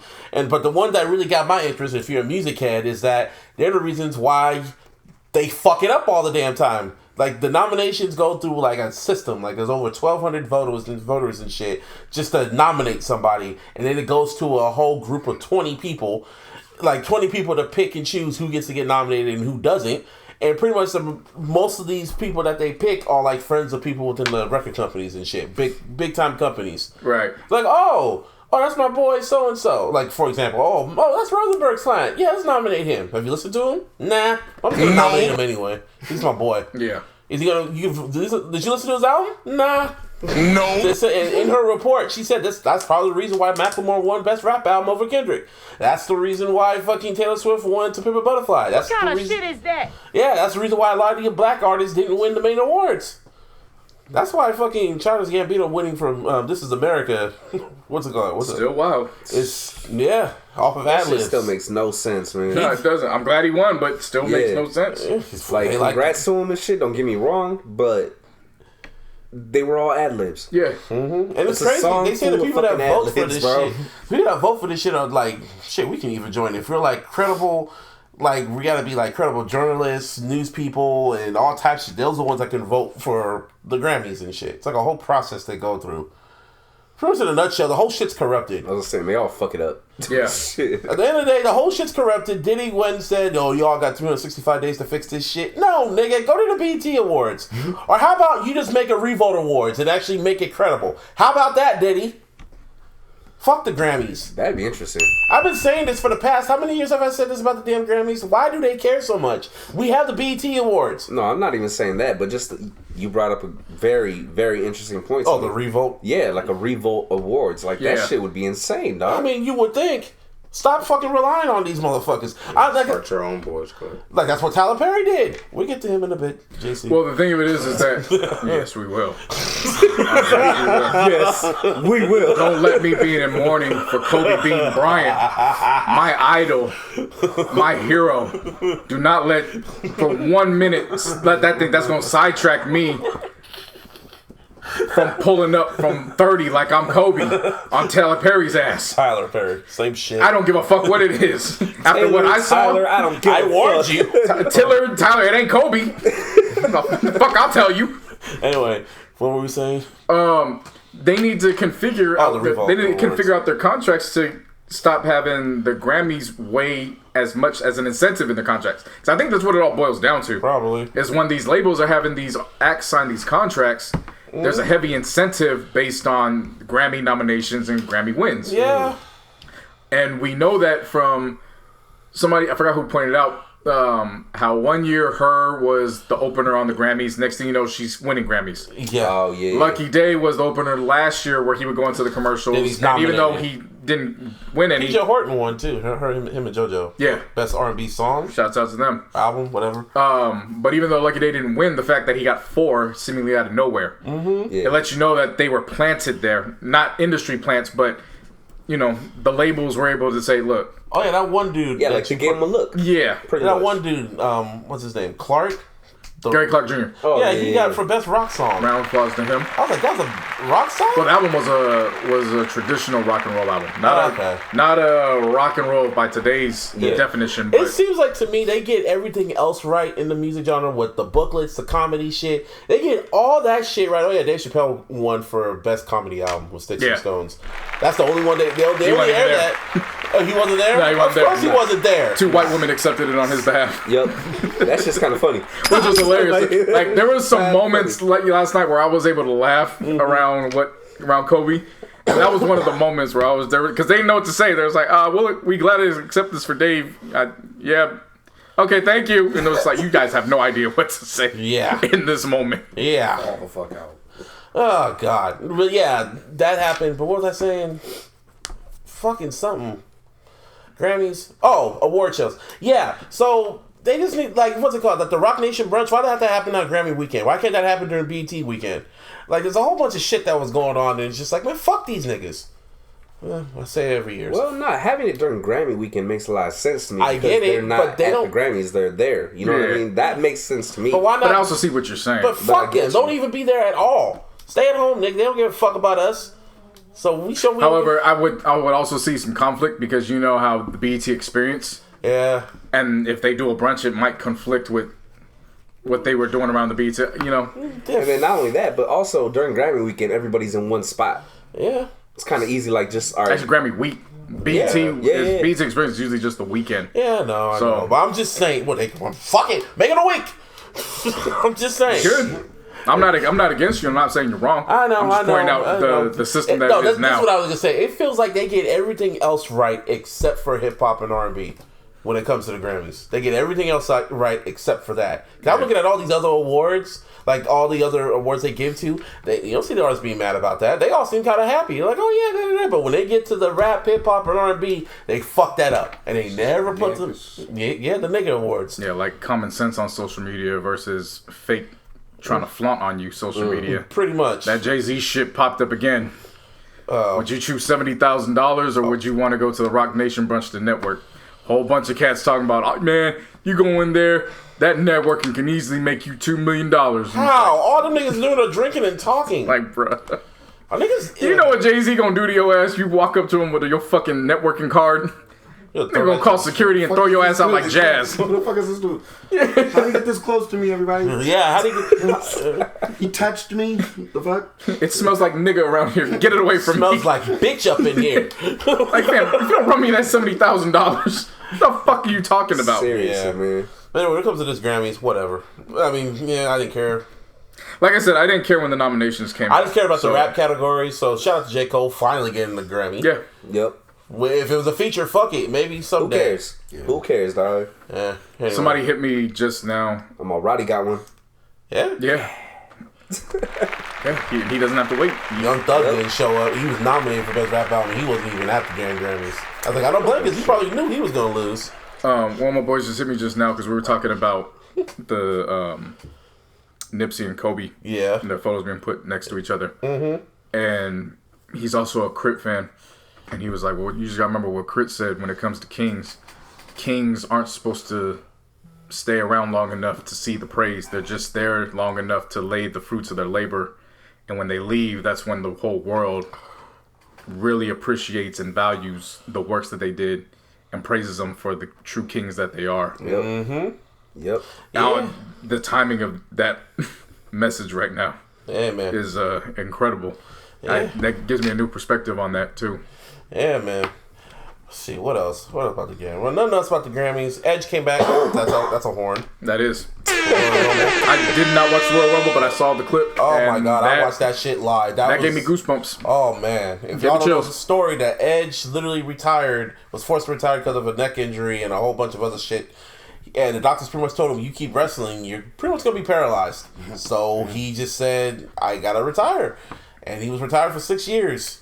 And then I guess he saw Daniel Bryan come back and he was like, you know what, I could do it again. So he got more surgery and they said, you know what, you can wrestle again.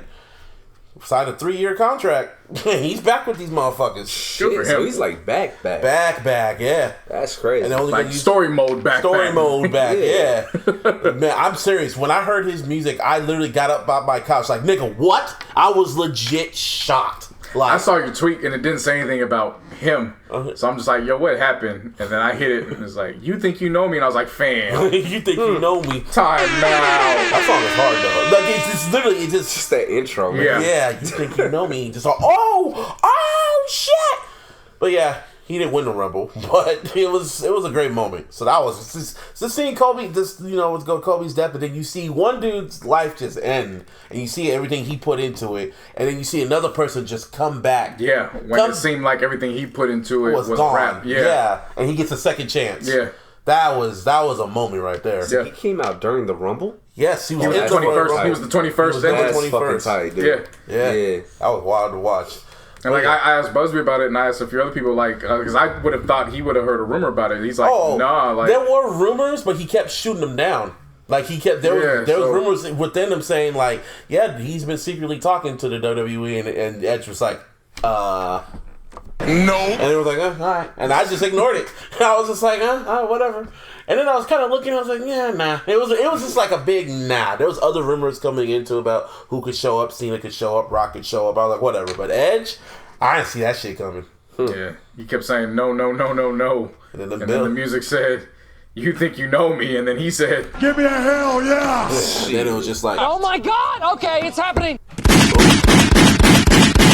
And I've been waiting, baby. wild. That was a great moment. "That was good. Now, Tyler Perry. Bring your motherfucking ass back over here, motherfucker." Somebody did this.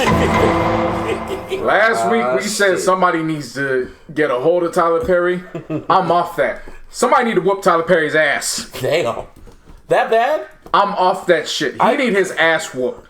Took him 5 days to shoot that shit, bruh. Told you. He need his ass Sounds terrible. whooped. It took him 5 days to film. And I'm not saying Why? we want to know the same thing, my The nigga. real reason, but why? I'm going Why to is it explain to you, my nigga Red. I will explain to you what I saw. and why I want that nigga's ass whooped. I told you what was I want on his there. ass whooped all around his compound. You didn't believe. Every damn street in his compound, I want his ass kicked on there. I don't want no easy Balls streets. count anywhere shit. I want just ass whooping. The city needs to be known as Tyler Perry ass kicking city. The city of whooped your ass. in the Martin room. Yeah. I'll whoop your ass in the Malcolm room. I'm In whoop the your Marvin ass room? Yeah. I whooped your ass in this building. I whooped your ass in that building. In the fake, alright, bro. I watched The Fall from Grace. On Netflix. Oh, shit. I watched The Fall from Grace. Boy, was it a fall from grace? Damn. I told you it was bad. I told you. Got you, last Kobe. week. I got you, but I got to. I can't hold it much longer. Mama mentality. It's mama mentality off his ass. Yeah. In the first minute Martine read, I was reminded of why I don't fuck with this man's movies. What, the opening, even like the opening Tyler Perry Damn, Studios? what The Tyler Perry Studios? In the opening scene, there's a elderly white woman standing on Rooftop. the rooftop in the middle of a 2-story house. Nothing major, just regular 2-story house. And she's screaming, no, no, no. And she jumps. And the cops are like, oh, she died. What? I remember watching, I was like, fam, You can't die for it. they do commercials about insurance and ladders falling off, and people are just like, should have had Allstate. Are you Nobody talking about no fucking death. What the hell are you talking about? Oh my god. Second of all, how they did it. It's just 2 police officers in the window trying to talk her down. Ain't nobody down there to try to, catch her. God forbid something happens. Yep. Then it just cuts and it goes, a fall from grace. It's like, all right. So I guess that was the fall from grace. All right. is that what's going on? Now I'm on Remember, full-fledged. this is 2 hours. Yeah. This movie was 2 This hours is a long. minute 2 in, and I'm already on Michael God. Scott. Fool me once, shame on you, but fool me twice. Strike three. Strike 3. Three. I'm already there. It zooms in on the cop's hair. It's just a fucked up wig that they cut in a high top curly fade. And I'm like, Shit. this man got a compound, but he can't get good hair. 5 days. Remember that, people. Filmed this shit 5 days before Christmas. He goes to lay down with his wife, who becomes a central key character in this. So it's not even the husband's movie. It's his wife's. So they start off with the husband first, and then so I'm like, all right, story-wise, it didn't make sense, but cool, whatever. I'm here. Might as well. I'm here. Tyler Perry shows up, and I'm like, why the fuck is he here? It's his movie. He wrote, produced, I'm out again. directed, and So you written left by. twice already, I'm right? ready. Can't keep Busby, going back to this. you saw what that man looked like. Oh, I know. He needed his ass whooped on GP just for how he looked. Well, just explain to the people what he looked like. That man Looked like trash. looked like shit. Like someone snitched shit on him. Like, Sneeze shit. yeah, like somebody snorted up a whole case of glue and then sneezed, and that's what his toupee and his beard and everything looked like. He tried to have a beard, like my nigga. Yeah. He tried to have a gray beard, and he was trying to talk all professional. He was and talking shit. so he just rushed every line. There was no spacing in between the lines, and then it just He jumps. wrote the shit. Then it just jumps into the main character's story, and oh, Which one? what a story! Vintage Tyler. Didn't I tell you that? Didn't I tell you it What a was vintage? story it is, Martine and Red. It's a vintage Tyler Perry story. What a goddamn story! I told you it was vintage. This story centers around a woman who has been divorced for what, 7 years or some shit. Some shit like that. Big change. Okay, I understand that. Nothing out of the ordinary with that. Except her friend, all of a sudden, Played by what's her name? Felicia Reed. Mrs. Huxtable. He said about what's her name? Mrs. Huxtable. Felicia Rashad, something. I don't put that on 3 her. names. He put that on Tyler. I put that on Bill Cosby. Because if it wasn't for Bill Cosby, she wouldn't have to Bill subject Cosby will herself. put it on you. She wouldn't have to subject And the herself. Jello pudding and the dog. Yeah, that's much, man. That's a little too much. This on him because if it wasn't for him, she would not have the need to do such shitty cinematography to just have a chance to gain some notoriety outside of being Mrs. Huxtable. But here she is. As Mrs. And she Huxtable. did the most that she could in this shitty role. It's got her And I out of commend her. retirement to do this. I bullshit. commend her for it, but it just, no. She says, oh, I introduced you to a painter friend of mine. Even though they've been friends for 6 years and they have, like, all of a sudden he just pops up. I've seen the Then guy they go to the before. art gallery. He guy- just starts randomly talking to her, and she's like, You know who he looked like? Out again. Look like Velveteen Dream from the WWE. If you just look at Velveteen Dream, he looks just like his ass. Could have been like, What the? He looks like Stevie J trying to be Bobby Brown. What the fuck he looked like? Look like Bobby Brown. He looked like Stevie J trying to be Bobby Brown. Yeah, I That's rewind. what he looked like. And not Bobby Brown from I'm Just Being Bobby Brown. It looked like he was trying to be Bobby Brown from Every Little Step I Take with the fucked up wig that Tyler Perry cannot seem to get right, but he can afford a goddamn multi-million-dollar compound. And he can't get the fucking wigs right. 5 days, people. God damn. So then he goes up and he talks, and then he serenades and flirts with this woman. This middle-aged woman could be his mama Yeah. or grandma. So it doesn't even appear real. Like, this doesn't even feel real. Even the shit he was saying was just vintage Tyler Perry script writing. Oh, it gets. They go to the diner. Never watched a Tyler Perry movie with Tyler Perry in it. That's Yeah. They go to the diner. By the way, this whoop already hit about 5 times. And that means he's turning the shit off. I'm just and gonna it make keeps that coming clear. back. And it keeps coming back on. Yeah, like, The only reason Larissa and I finished was because we have a theme. When we start a movie, you gotta- must finish. Yeah. You gotta finish. Yeah. And boy, were we given, and you guys know I've said it on this podcast. I've said it on this podcast many times. My girlfriend is such a sucker for terrible movies. Oh, this was She loves vintage. terrible movies. Oh, this was But even Larissa Oh. could not take this film. And she kept looking at me and was like, nigga, do you see what he's doing right now? No. They got to the diner. First of all, there are extras looking straight into the camera. I saw There's that. extras drinking cups of water with no nothing water in it. in it, and then eating Oh my God. eating peas, even though the peas weren't going onto his fork, but he was just kind of biting. My mom caught that shit. Yeah. She's like, "Is he doing that?" I was like, "Look at him." She's like, "Oh my God, what is this?" And in the middle of this regular schmegular diner. It looked like a Denny's. Just think Denny's. What did they No, order? it looked like Johnny Rockets. That's what it looked like. Johnny, yeah. Oh, like, It looked like throwback Johnny type Rockets. shit. In the middle of this Johnny Rockets looking establishment, That was built in the Tyler Perry compound. which is supposed to be Atlanta. Right. The waiter brings them glasses of wine. Powerful niggas be at work What here. am I gonna do with my? And there was a whole montage of him. Yeah, we just got drunk, drinking the wine, and we just sat there for hours and hours and hours. He knew everything about me, because she's narrating to her lawyer about what happened. He just knew my, music playing. He just knew my song. The music didn't go with what was happening. Oh, did you All see of a the sudden text it's just- message? Text message. Did you see the text message, my Go nigga? tell him about that text message. I already said it last week. But tell him again, because now that we've seen this bullshit, You saw this bullshit. You shared the pain. I already the text explained message it. was a screenshot of a text message. And how you knew it, I paused it and said, "Mommy, look at that shit. You see that shit?" And she's like, "Oh my God, that's a screenshot." Yep. Yeah. How you know Your it was a mom knew it was a screenshot? Dude, you could tell too. If But you no, would I'm pause saying, it. if your mom knew this shit, yeah, okay, I believe it now. Yeah. If you paused it, I believe it. You literally saw the gallery at the bottom. I believe you. So then this montage takes place over the next 2 or 3 months, Something like that. They don't really for like 2 months. and all of a sudden he proposes to her. Turn it off with Yeah. Yeah. Cable TV. He just proposes to her like in a span of like 3 months, and the montage has like 5 different scenes. So it's like, Hell no. okay. And he She's like, proposes to her.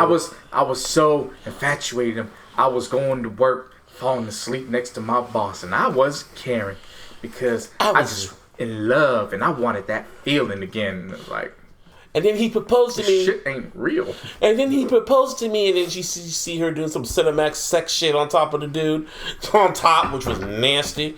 And then I was like, And then literally, so they break up the story because she's in jail and you gotta go away. But when she comes back, literally after the engagement, they're married. They're walking out the church happily ever after until like the next day. yeah, it was literally. It almost felt like the next day, or And the next day, this nigga just like talking on the phone does some with shit that other bitch. Stevie J wouldn't even say on Love and Hip Hop. Like, he's just off the wall shit. Like she No, comes first, out. he's on the phone talking to some other chick. Like, yeah, I can't see you too. It's like the Five Fries. Yeah. He's like, who are you talking to? Bye. Yeah. And he looks at her and says, "There's 2 things I hate. I hate one, being checked up on. What was the second one? And I hate Being questioned. Being questioned. What kind of shit is Wait, that? what? I hate being checked up on, Wait, and I what? hate being questioned. Mind you, he moved into her house. This is her house. And she was like, well, yeah. Yeah, well, that makes sense. Oh, yeah, I love Oh, you. for real? So then after that, the next day, she goes to her judge, Okay. like, he was acting weird. Oh, yeah, we need to call you. And then, also, throughout this whole shit, old boy was taking pictures of her. Yeah. So, Which, that's when I knew what was happening. Same here. I caught it right off the back. I was like, I don't know what the alright. fuck you doing, nigga. Alright. Anyway, she works at a bank. He goes in. She goes in. Oh, yeah, boss wants to talk to you. Go in there. There's all the corporate people. Like, yeah, we found out, like, all your money's gone, so we're going to get you arrested. What kind of shit I was is like, wait a that? minute. What do you mean? What? Arrested, bitch. My mom was all going like, no, they're supposed to do like a whole investigation. Yeah. And they're supposed to talk to you and say, do you supposed to know this? When Like, we're saying this, like, this is literally, there's no time lapse. It's just, we know you took the money and we want it back. oh yeah, you're fired. You're fired. And it's like, I ain't gonna investigate this shit. Like, Literally fired her. literally, she walked in from her office to the conference room and they fired her. There was no investigation, no nothing. What the fuck? Pause. Alright. Yeah, so Red had to Red had to leave because he had to handle. But shout out to Red Baron. Nah, he ain't had shit to handle. He hurt being fired from going from your office to the conference room. He said, I'm not dealing with this shit no more. He said Tyler Perry? He said- Still? Y'all still on that bullshit? He said, you niggas watched it and want to talk about it. It don't have to be It don't me. affect me. I can't talk about Kobe, and I'm out. So I talked Kobe and I did that. I'm gone. Pretty much. But shout out to Red. Come back anytime. Anyway, continue with this. So she goes home and she has Sarah there, who is Because she got fired. Remember? Mrs. Reed. I'm gonna try to keep this moving as fast as possible because Please. it's got to keep going now. I want to stay. Say the whole damn movie Yeah, she goes home. He comes back. with another bitch. That's later, but shit, let's just fast forward to there. Yeah. After she realizes it's him, he's like, hey, you made it so easy. I mean, I do love you, but I can never love you the way you love me. Then we say, ashtray, bitch. Yeah, and he's like, you know what I want? Ashtray. And she wouldn't get it, so then she walks away from him, and he's just like, ashtray, bitch! Voice I was all like, breaking and shit. And I was like, It was vintage Tyler Perry. then he brings over a woman, and he's fucking her in the bed, and she comes back home, and she finds him in the same manner that she explained to him. That's how she caught her previous husband. Oh, shit. So he does it and then kicks her out. And then the girl's convinced that it's his mom that just walked in on them. Yeah. No, then he says, my mom doesn't look like that. And then he goes, sits down, and he's like, you made it so easy. That's my money now. Because he emptied out all her accounts and shit. Yeah. And then she gets a fucking bat. Well, then he remortgaged her house too. Yeah. And that's how she knew it was him. The bank has it on camera. And then she tries to get the police involved, but the police is like, oh, that's a marriage thing. We can't get involved. Even though in a proper investigation, when money's being embezzled, Yeah. police investigate everything. Yeah. So Tyler Perry all wrote common this. sense was just ripped out of this This shit. was a vintage Tyler Perry story. Okay? Nothing's supposed to make sense. Only in his mind. He wrote this shit. Like, I'm gonna kill niggas with this shit. No. And he's better than that. That's the thing that's sad about Yes. it. I know he's a lot better, but he made this in 5 days. Remember that, people. 5, like Kobe when he did the SoFi shit. 1, Yeah. 2, 3, 4, 5. 5 days. Even when JC sent that to me, I sent him the Kobe 5. Like 5 days. Yep. Not 7 days. Oh, that's what that was. Yeah. I was trying to figure it out. All I saw was Kobe. I was like, what? No, he was putting Okay. up 5 fingers. Yeah. 'Cause it took That's him- the wild thing too. Like this whole week, we were sending Kobe gifs before all this happened. So like real. we were like, Yeah, it was business as usual. Yeah. You know what I mean? But 5 days. That's how long it took man. for so Tyler then, Perry to film this bullshit. So then she gets upset. She goes and grabs a baseball bat and beams this nigga's head in. With all blood coming out and everything, and throws him down the steps, and then goes on a drive, and calls up fucking Mrs. Huxtable and said, I did it for The Rock. I killed him. For The Rock. I did Killed it him. for The Rock. Yeah. And then the story just gets really confusing at that point. Then it 'cause becomes then a whole fucking Law and Order. And then you get to the courtroom, and I swear, did you see the script? Did you see the script on the fucking script was bench? on the lawyer or the judge's his bench. Oh, wow. Oh. Yeah, it's on the bench and there's a file cabinet next to the witness stand. Which how does I've been in There's a few file courtrooms. cabinet next to the witness stand. What? You heard it? Yes. There's a file cabinet next to the witness Say stand. it one more time. There is a file cabinet. What's the title of this episode? Perched next to. There was a fire cabinet. Let's repeat the title. There's a file There's a cabinet. file cabinet perched next to the witness stand. That shit makes The no room sense, isn't man. big enough for what they were trying to do. There's no way that room is. It looked like a bedroom. It was not a What? lord. It looked like. And if it didn't look like a bedroom, it looked like a master living room at the very best. then- didn't look Wow. like. And then old girl gets thrown into contempt because she wants a whole new case, even though she already did the case. Yeah, the lawyer's going back and forth with this shit. Like it's just Shit. piled on top of shit until you realize Mrs. Huxtable is actually dude's mama, Yeah. and they've been for 25 years, which don't make sense because the guy himself's only like 30, so he's probably been. What, you're telling me he's been scamming since he was 5 years old? Wait, what? Yeah. Yeah, it's him and And his then they're mom. hiding old women in the attic. Oh yeah, They've Cicely been- Tyson's in it too. Yeah. As one of those. They've been two. getting these women to forge over Their money. their life earning savings and their social security, and they've been locking them in pretty much a dungeon. Shit. Yeah. And, which Alright. is a great. twist. In theory, it's a great twist. It's just how he executed it. And also- it's kind of just like Right. Then it's it- kind of like he just threw it in, where it's like, oh yeah, by the way, So you know. it's super lazy. it was Yeah. and then the ending just feel rushed. It was like boom, boom, boom, the end. Right? I'm sure if Kobe watched this, he probably looked at that film and was like, this is what Smush Parker would look like in the form of a film. Vintage Tyler Perry. I told you, my nigga. It was vintage. The only reason why I will not call it the worst movie I've ever seen in my life is because the night before, Larissa and I watched Undercover Brother 2 on Netflix. Oh my god. And that Terrible? was Bro. horrendous. I don't know why you be watching these Because I pay $15.99 a month for Netflix. $15.99. I get that, but I ain't $15.99 gonna because I paid for bro. 4 different You know how much accounts. quality find some shit. But you know how much quality That's is what I'm on saying. Netflix? There's a lot of quality shit. Good shit on Netflix. I mean, but that fuck, shit just don't put the look like me. Beyonce shit on repeat. It's like what? Might as well just put the Beyonce shit on repeat. But the get good your money's worth. You feel me? Nigga. Man, If I pay $15.99, I'm watching everything. then watch The Messiah. How about that? You want to watch that? I told you. I watched that shit. I watched that shit. That shit kind of Doesn't intrigue me. I was sick this whole week. I was sick, so I was just parched in bed watching Netflix, and I watched The Messiah, and it was just like, ugh. It was not. It was just like you barking up a tree. You shouldn't be barking up. Oh, and that was another thing. Yeah, dude, turns out he wasn't dead from the baseball bat. Oh, yeah, he his wasn't mom dead. went and picked him up and nursed him back to health, even though he's got bandages all over And his hit him head. in the house. Yeah. Fuck. Yeah. And then her husband, the cop, it comes all full circle that the woman that jumped off the roof in the beginning scene was one of the women being held hostage in the house. That was the house they were at, which doesn't make sense because if the police are there, they're going to investigate the whole house to figure out what's happening. Yeah. And they You would have would think. they would have heard noises coming from the dungeon. Right. That women are in there, but no, it doesn't happen. Nah. Okay. Anyway. And then So I'm not watching this movie. And then Mrs. Huxtable in handcuffs Just being clear. Gets away. gets away because she's not Oh, no properly shit? read her Mirandas. Yeah. And he's frantic about his wife because she stops by. She's now being held hostage. So he goes downstairs and the door's open. She just runs away. out. And in the final scene, Oh. she ends up somewhere with the handcuffs off, and she's being introduced by a woman who wants to introduce her to her mom to be her caregiver. Remember the other dude who was in the handcuffs? When her husband was arresting some dude. Oh, put him yeah. put him on the trunk, and then he gets in the car, finds out his wife's, and all of a sudden the dude gets up from the trunk, and just drives off, and the old boy's still This standing cop there. would be fired. and if this shit was The on The real Wire, world. Yeah.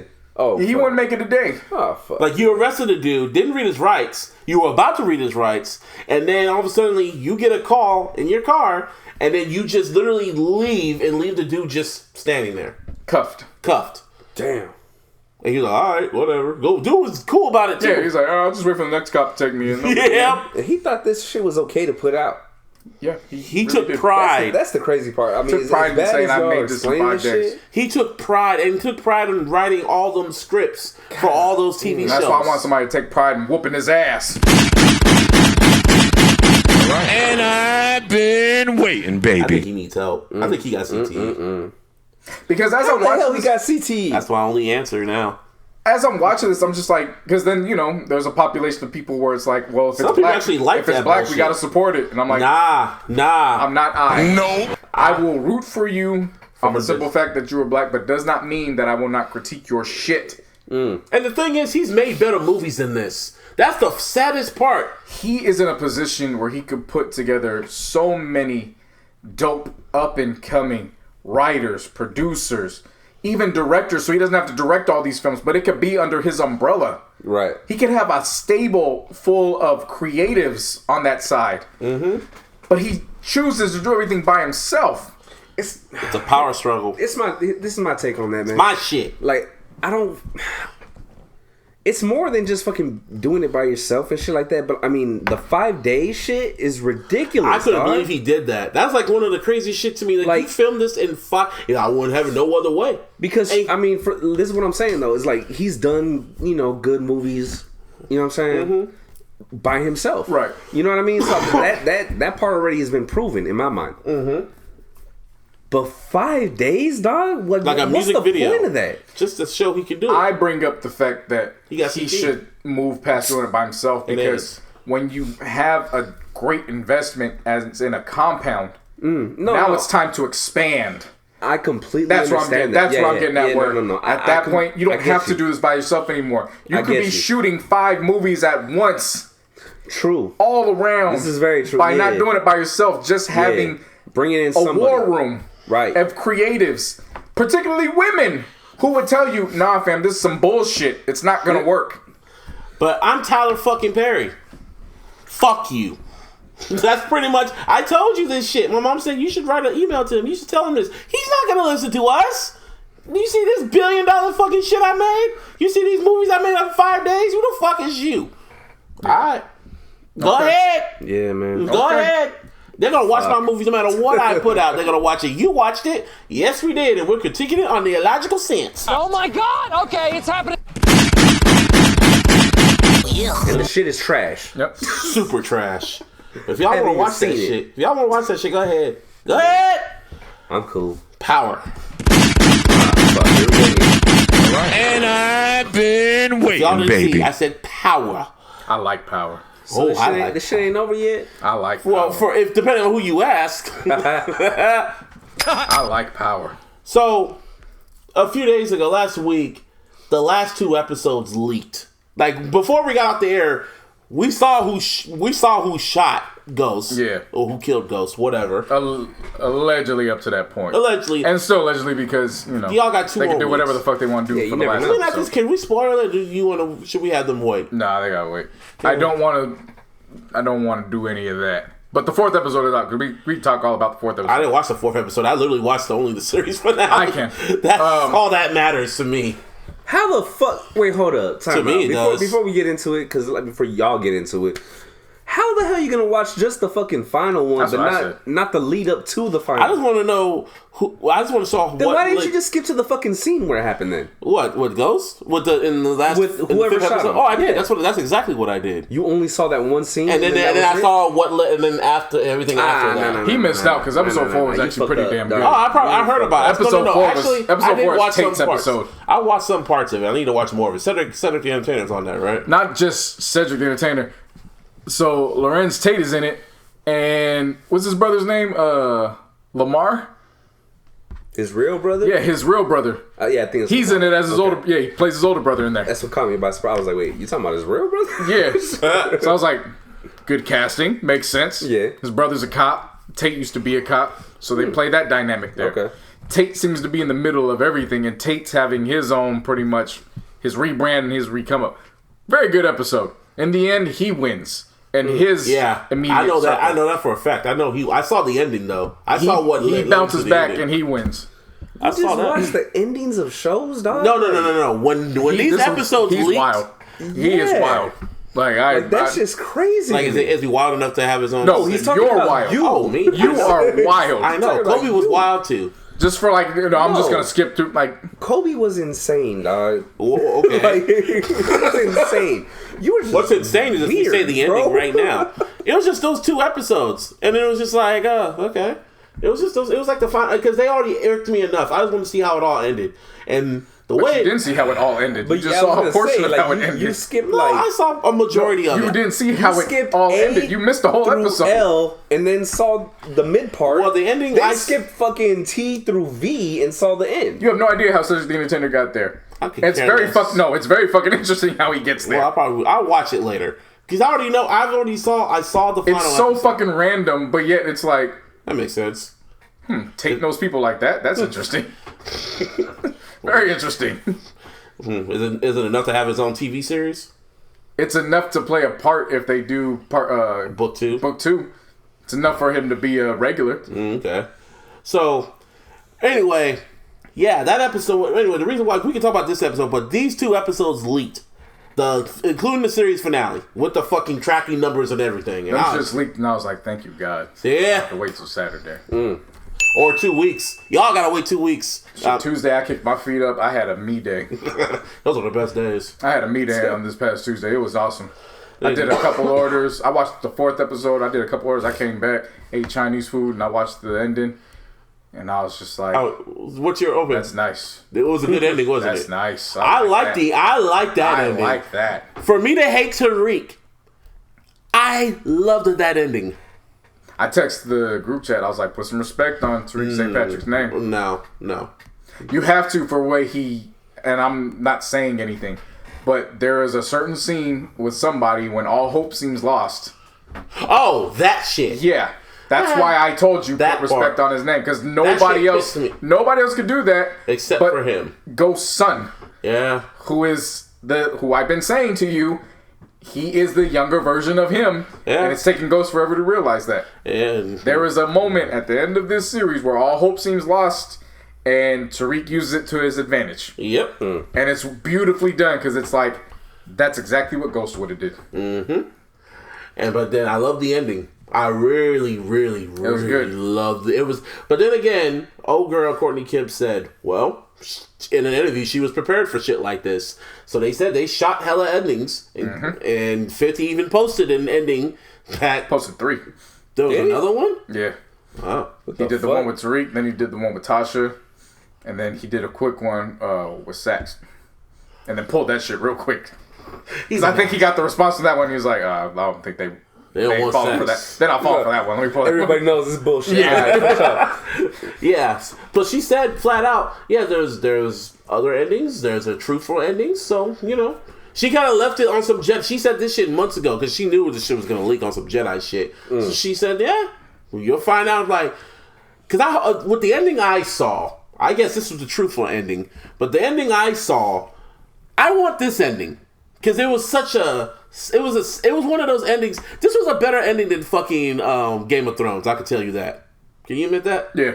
It was a better ending than Game. She stuck the landing more than Game of Thrones. Who the fuck would have thought that? Some people would be mad, but for me, that hates Tariq. How he ends up, I like it. I'll watch his show on that. Told you. Fuck you. Marty, what have I been saying? I said it too. and One I day watched he's going to one listen to me episode. when it comes to these series. One day.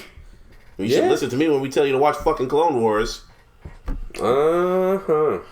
That's Clone Wars. That's Clone Wars. It's one show. Star Wars. I told this motherfucker about 13 reasons why. I told him all about this. What's this? Oh, power. Yeah. But power's power. He just talking about one. I've been trying to This is Star Wars. guide That's him different. with TV series throughout. You doubted Star Wars, bruh. I mean, did we all see the same episode 9? See, y'all be talking shit about that damn movie. I didn't mind the motherfucker, bro. I didn't mind it either, but was it what we expected? Well, no. I mean, I'm not gonna say no. It wasn't what I expected. I'm not gonna say yes neither, though. You I don't know. Kind of like I expected a better movie. I can tell you that. I just thought these Clone Wars was just for the kids. That's so you thought it was you thought shit was sweet. I thought it was sweet. Oh, as soon as you saw that first episode, then my boy hit me with the shout to Sean. No. I saw the chronological order. Uh-huh. I started watching it from that, and I saw the first one, and I was like, this is what we doing. my mamba senses are tingling. I am intrigued. First Let me watch some more. And you watch more, like, Then it got to the movie, and I was like, Oh yeah, the first. Let's get to him after. Let's go. Mm-hmm. Let's go. Oh yeah, that show is fucking fire, and I can't wait man. for this. I guess it's the final season, so I guess Season 7. episodes. The last episode is literally going to probably lead into Revenge. I mean, of the Sith. Sam, the whole thing is Order 66. And I've been waiting, You mean I get to baby. see this shit outside of montage? Are they doing a whole season around it? Yep. Dolph Mars showing up again. And they're going all out. Disney Plus know what the fuck. They've been wanting to do this shit for a long time. I'm in. This shit been on hold. Yeah. I liked it. I loved the series. I'm rolling. Well, now you are. I like it. Next time you listen to me when I tell you to watch some Star Wars, huh? No. Fuck you. Hey man, but they had my cosign though. Yeah, well, both of us told you need to watch Star Wars. You were just like, you need to watch this. You were like, No. nah, it's a series. And I was like, dog. All right. Now, I wasn't gonna force you. And then shit. Anyway, don't need to. Anyway, Power Book 2. They said it's gonna happen. I don't know. It's probably gonna happen. Watch that episode. Literally, did you see the post credit? That's a little spoiler. I think everybody's seen the post credit. Yeah. And old boy from Shameless was on that. Post credit. They had Tommy looking like Justin Timberlake. Yeah, that was dude from cornrows. Shameless. Yeah. Yeah, he looked like. Remember the cover we used on one of the episodes last year, where it was Justin Timberlake with the cornrows on the cover? Oh yeah. That's how Homeboy it looked just like that playing Tommy, because it flashes back shit. to 1996 when they're in high school, Okay. and it's a quick minute. Literally a minute. I guess it sets up. I think they're gonna do exactly what we thought they're gonna do. Yeah, it sets it right. Like Angie walks into the picture, and Jamie's like, "Oh, what school are you going to?" And Tommy's like, "Fuck this shit," and just walks away. Motherfucker. Yeah. I knew that was Well, he doesn't even coming. say motherfucker. He But said as I'm seeing it, I'm like, "Oh, you got to do it now. You have to do the parallel story. You got to do the show that way now." I mean, yeah. Well, that was a little spoiler for what's gonna happen in the series finale. Like they have to do it because before they get to the epilogue in the series finale, when all the revelations are coming to play, it literally goes back to start in the game. It literally goes back to that start, so they have to do a parallel now. Yep. Okay, I got you. Like it plays a role. His start is a role in his death. So basically, if I started watching it from the new shit, it's You wanna watch it? It's like watching a prequel but a sequel at the same time. Kind of. Yeah, but you won't appreciate the full story Yeah, but I won't appreciate because the it first if two I have to sit seasons through the whole shit. Because the first 2 seasons were actually great. That's the thing. okay, First I 3 hear you. seasons. First 3 seasons were great. Fam, Kanan walked out of a burning building at the end of season 2. Oh, that was season 2? I thought it was season 3. Season 3 was when Tariq was drinking the lean the whole season. Yeah. Nigga so was it's leaned up realistic. the whole fucking season. Hey, both shows, man. Both season 1 and 2, those were great. Those were great TV. And then Courtney Kemp said, "Let's see what else I can do." Yeah. Ebro.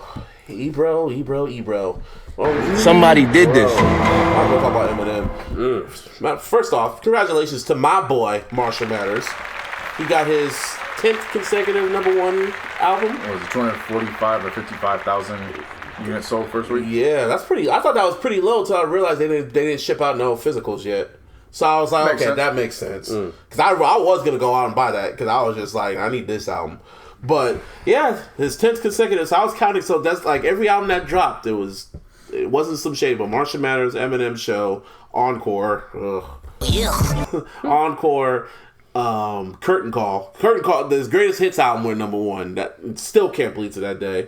Fucking Relapse, Recovery, Marshall Mathers LP, fucking Marshall Mathers LP 2, fucking Revival, Kamikaze, and Music to Be Murdered By. Basically every album since Slim Shady LP. Yeah, Or, pretty much. Slim Shady LP. Marshall Mathers LP. Yeah, every album's out to Marshall Mathers okay, LP. yeah. Yeah. I mean, congratulations, man. No, Yeah. and especially in this climate, he's still debuting at #1. Yeah. So good for him. Also, Godzilla went #3 on the charts. Makes Him and sense. Juice WRLD, another round of applause. And guess what's #1 again? Your boy. Yeah, the box. Let me make that clear. The box. Yeah, people, anthem. and 20 years later, people are still getting angry at Eminem. He's still the topic of discussion, which led to him dropping a little Alfred Hitchcock-like fucking message on Instagram. Yeah. I knew he was in character, so I don't know why people were actually saying this as news. I'm like, dude, he's in character. Yeah. Like, what the fuck? And he didn't, like, when he signed it, it said Eminem, not Marshall Mathers. He signed it as Eminem. And I'm like, bro, like, are you guys 20 years? He's been doing this to you for 20 years, and you guys are still falling for it. Still, they're not woke. You know who is woke? Ebro. Now, oh man, you got the tweet. Ebro went on Twitter. The Twitter one fateful morning. Because Eminem was the topic of discussion yet again. I'm telling you, when M drops an album, it's literally the same shit. He went on this past Thursday morning. He says, Eminem treats rap how black folks have had to treat life. Be 5 times better, work 5 times harder than everyone, and still not necessarily get respect. What kind of shit is that? Oh, yeah. What happened to your shaft? There is powerful niggardry at work. I knew what he was trying to say, but that's Ebro trying to pay attention to the internet. Because, of course, the internet does not respect Eminem. They keep saying he's trash, no matter what he's doing. And only on the internet. Because outside the internet, everyone loves Eminem. That's not true. He's trash. Fuck that. Ebro lost his goddamn mind making that parallel. There's no reason to, like, there's not even, I understood what he talked. Fam, I knew what Eminem goes #1 every time he drops. What are you talking about? Every single time. Solo albums. I gotta put that clear. Like, what are you talking about? Literally, every time he sells out of stadiums, every time his name comes up, he's the topic of discussion, whether it's good or bad. He's Mr. Controversial. Still, 20 years later. Shit. Rakim, I don't know how he's not disrespectful when Rakim himself said that Eminem's one of the greatest of all time. Not but one of the greatest. Rakim said this. Hov has said this. All the rappers that matter in the genre and have some weight to he's the Kobe their words. He's like Kobe. Like, he takes this shit serious. He really, when it takes to rapping, he takes his craft extremely serious. We talk about Mama mentality. That's Mama mentality. He's in the fucking booth. His goal is to fucking out-rap you. And he's done it every damn time. Almost every damn time. I was saying. But that's his goal. He wants to be... No, that's definitely what he shoots for. Don't get me wrong. Yeah. But... Man. There's a few. I know what you mean. Yeah. Ebro's out of his damn mind. No, he lost it. It's alright. He can regain it back. I like Ebro. I mean, for me, it ain't enough to get his ass whooped like Tyler Perry, but it's borderline. Fucking, what's his name? Lord Jamar went on Vlad. I didn't watch it, but I saw clips of it. And I don't know if y'all listen to I Will, the last track on the album, Eminem gets in Lord Jamar's ass. He said flat out on there, because you know how Lord Jamar always says Eminem isn't welcome in hip-hop's house or whatever, where M goes and said, pretty much in a nutshell, he said in the verse that if hip-hop was a house, Run DMC would have you doing the sinks and Rakim would have you fucking mopping floors. And also, when it comes to Brand Nubian, you were the weakest link. Like, you were the... He said the bar. He said your group was off the chain, but you were the weakest link. He said it so nonchalantly, too. That was the craziest shit. Said it so nonchalantly that he kept on rapping. And that struck a nerve with him. Woo, that struck a nerve. Like, I was like, oh, shit. Like, M knew who you are. Like, oh, yeah, if you're doing this, they'll have you mopping floors and cleaning sinks. And your group was off the chain, but you were the weakest link. Damn. That struck a nerve. That's a bar. That's a fucking bar, dude. God damn. Yeah, but Eminem can't rap. Nah. Remember? Yeah. No. See, I tried to do that last verse on Godzilla, and I just... Don't even try. Yeah. Nope. You could probably read the lyrics and still not get that shit. I don't even know how Apple Music even got to how you do the lyrics. That's because they chopped and screwed it. They chopped and screwed it. I was trying to keep up reading it, and he broke a Guinness Book of World Record, his own record from Rap God. Could you imagine an Eminem album chopped and screwed? It'd be like an actual rap album. It'd be like normal rap album. Oh, that'd be with a pack heat, with a bat. With DJ Screw tags in the back. On Godzilla, on Rap God. Come assuma llama, you assuming I'm a human. Chop. That's slowed down. Yeah. Come assuma llama, you assume. I could barely do that shit. And he was going half speed.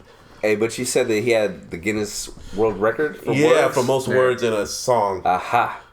Maul was right. Oh, shut up. I know. But then, yeah, he broke his own record. So, that's wild. Speaking of Screw, forgot to mention it last week. Oh, yeah, It that was shit. just brand new news to us. They're going to do a DJ Screw biopic.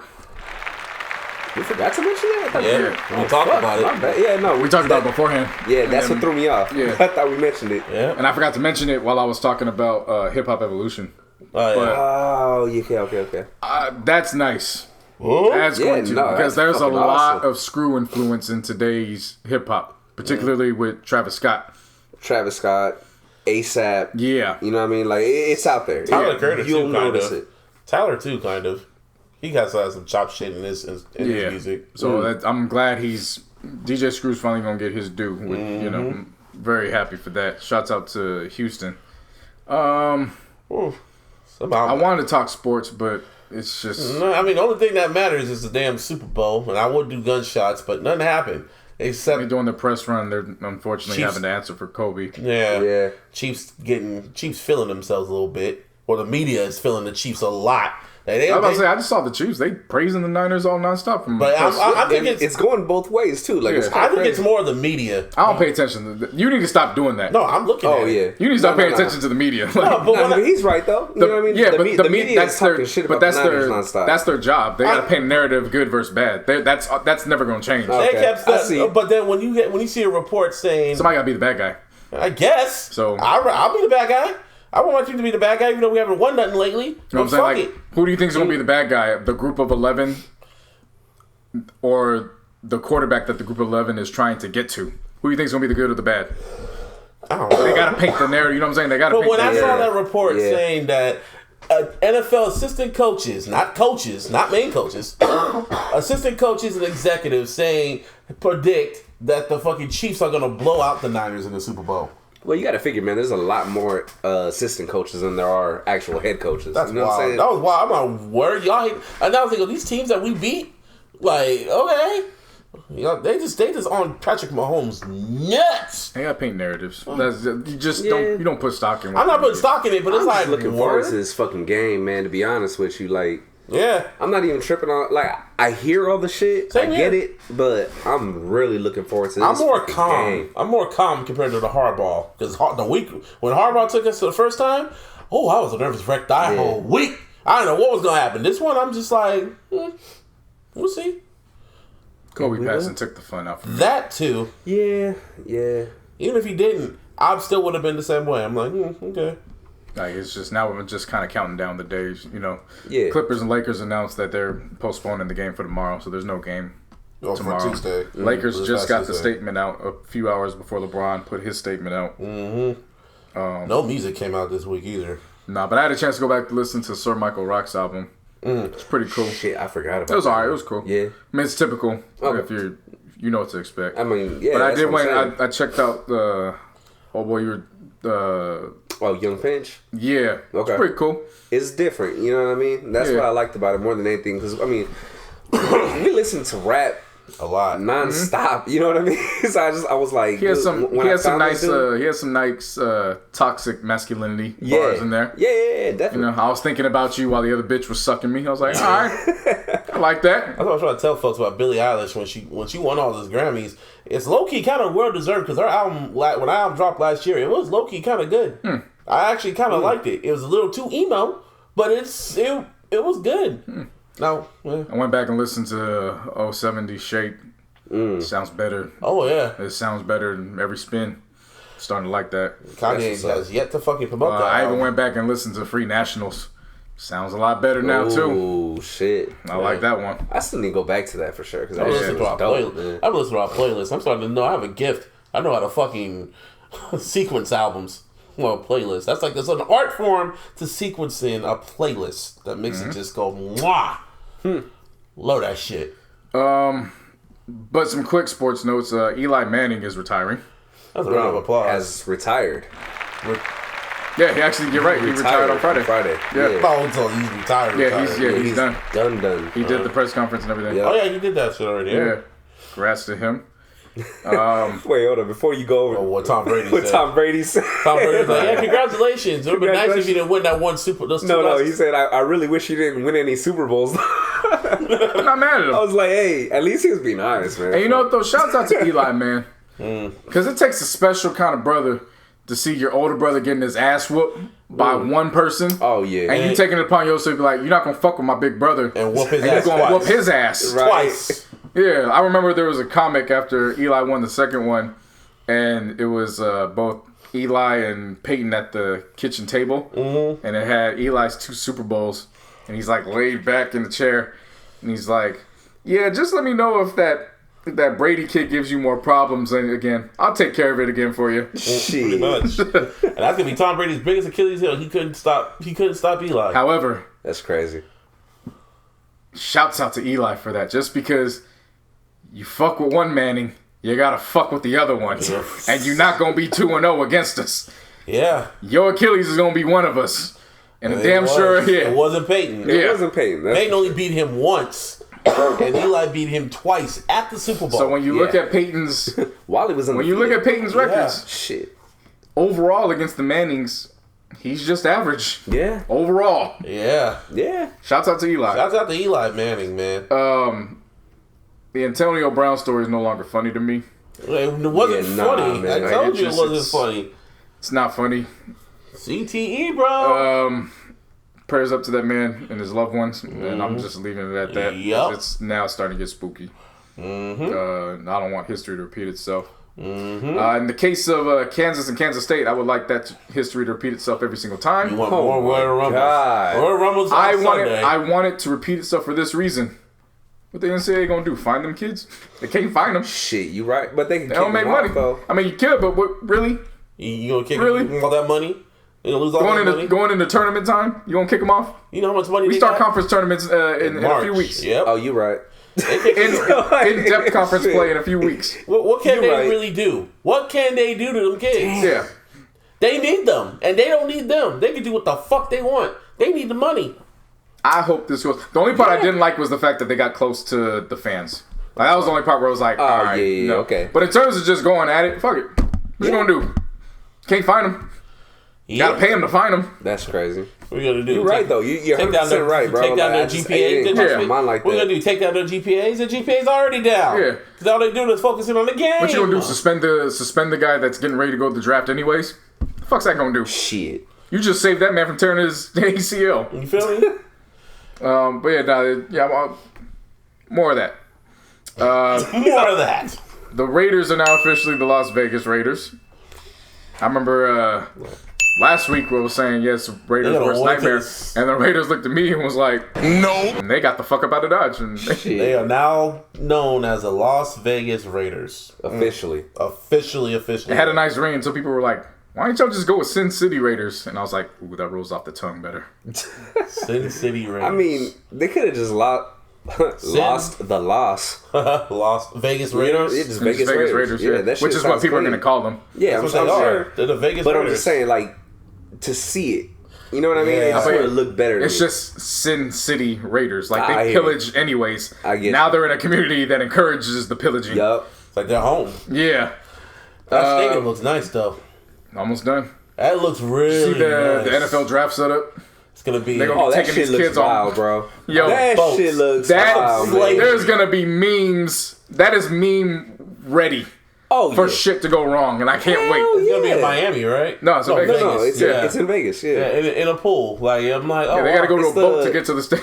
The fountain at the Bellagio, I think Yeah. it is, some shit like that. Somebody gonna fall off that Bruh. boat. Why are you going to send I this probably they ain't gonna fall. Someone's gonna jump in that bitch. They're gonna cannonball straight in that motherfucker. Watch. Somebody may do that, but somebody gonna fall off that boat. You know how many... Not by their Alright. own will. All right. It's probably gonna be How one of them many these linemen. athletes are gonna... Ah, come on. You know how many of these athletes, these NFL athletes, they're going to go to Vegas and they're going to see money in Vegas. They're like, oh my God, I got to go to practice tomorrow.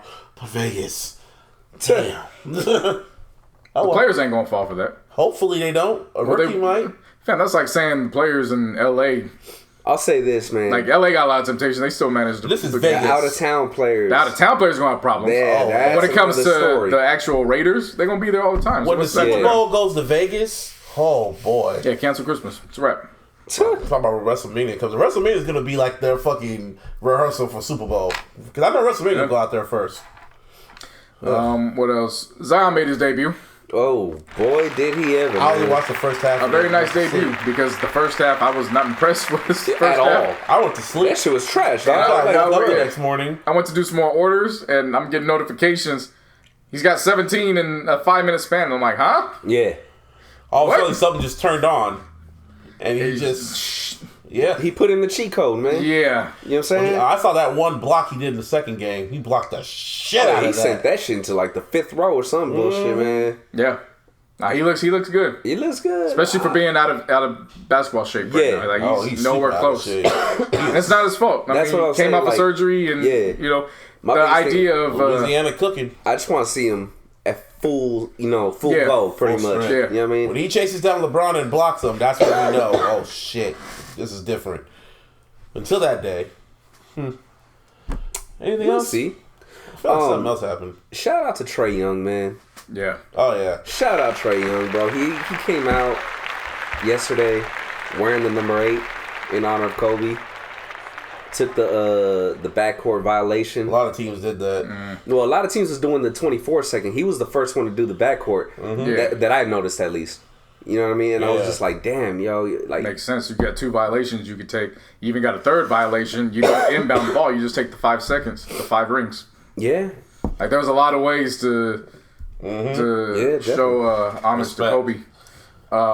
But in Trey's case, it was a little bit more personal because Gigi was on record of saying Trey was her favorite player. yeah. So And him and Kobe were actually really close. yeah, Yeah. so- And also on top of that, it was crazy seeing how the players literally had to go out after finding out news about it. Like fucking, I didn't like that.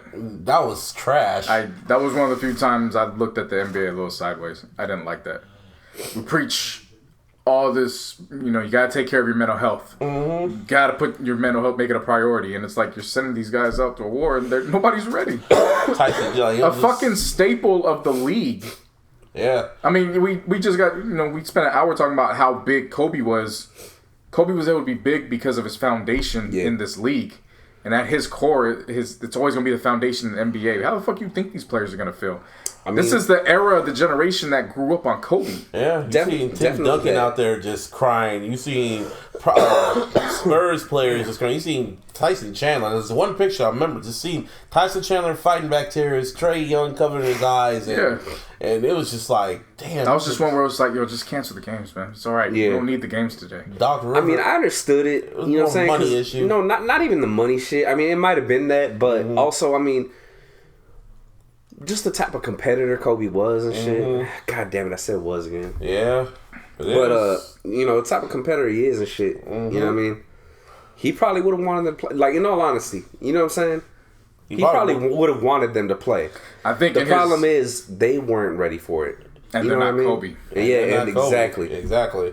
And as a testament to Kobe, I think Kobe the player would have wanted him to do it. Kobe the father, and now seeing his impact over these guys, I think he would have had a different response. Yeah, To I say agree. with it's you. okay to take off.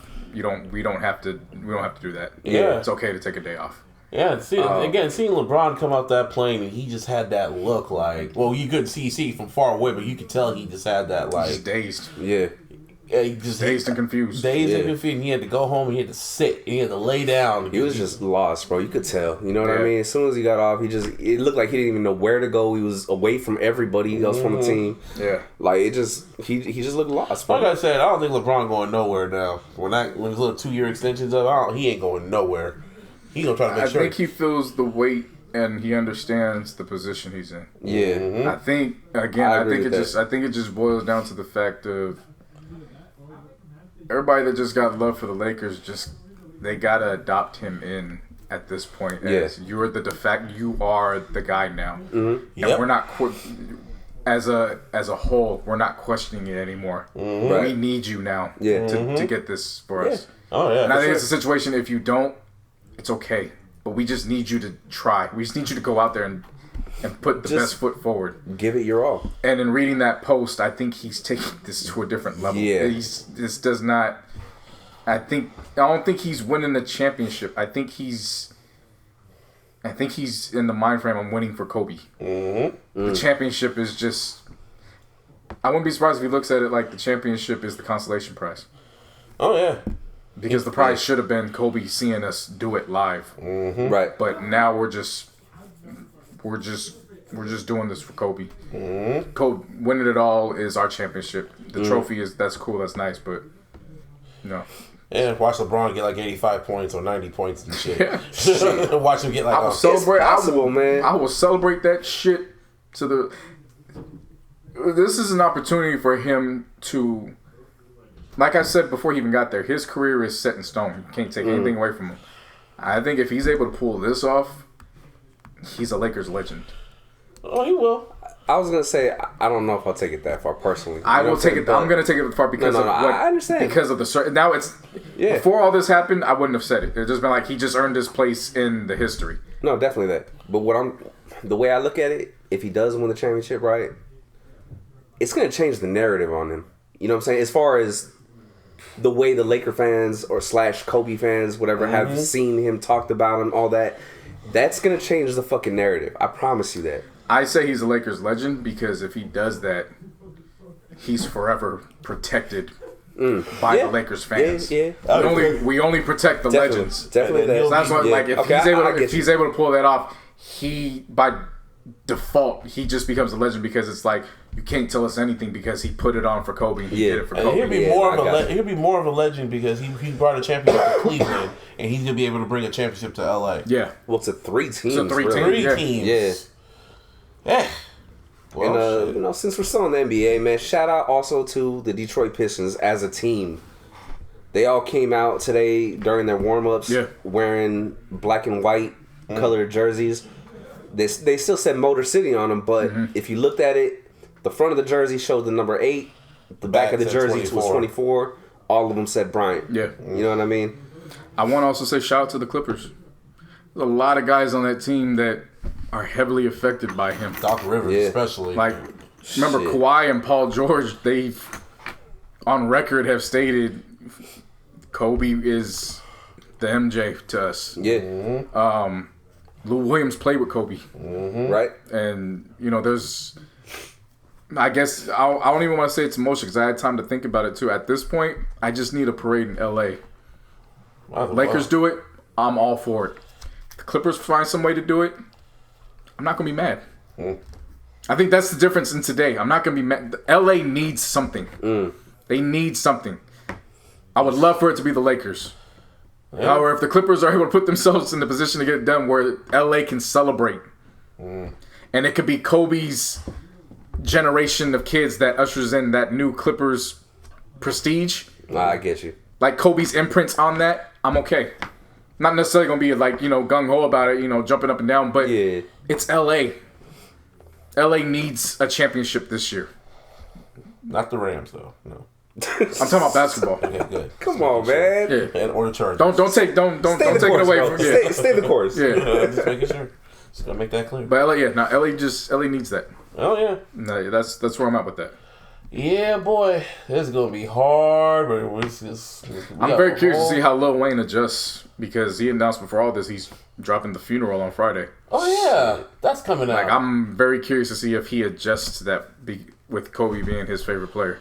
It's gonna be vintage Wayne. If we got vintage M, we're gonna get vintage Wayne. I'm not ready to say that just yet. I haven't heard anything. Well, I didn't hear nothing when M dropped, and then I was. But M just dropped. There was no announcement. No announcement. Yeah, Wayne. Hey, announced. We might get vintage Wayne. I'm skeptical, but he gave us Carter 5. You saw how he did with Carter 5 and the features he's been dropping dope features. I'm skeptical. Like for the past 2 years, he's giving us dope features. I mean, I could say I don't have faith in it. Like it's whatever, but I'm on the fence. I'm open. Also said Carter 5 was Kobe's last game. To so, well, shit.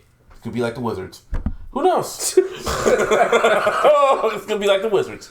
Who knows? So that's not good. Anyway, I feel it's gonna be vintage Wayne. I have faith in Wayne. Russ is dropping the same this Friday. Oh yeah, damn. Really? Yeah. Russ, he was. I remember when the year started, earlier this year. He said January 31st. He was the first. Oh, shout out. It's a bad way to go back, but speaking of Russ, shout out to Guap Dad.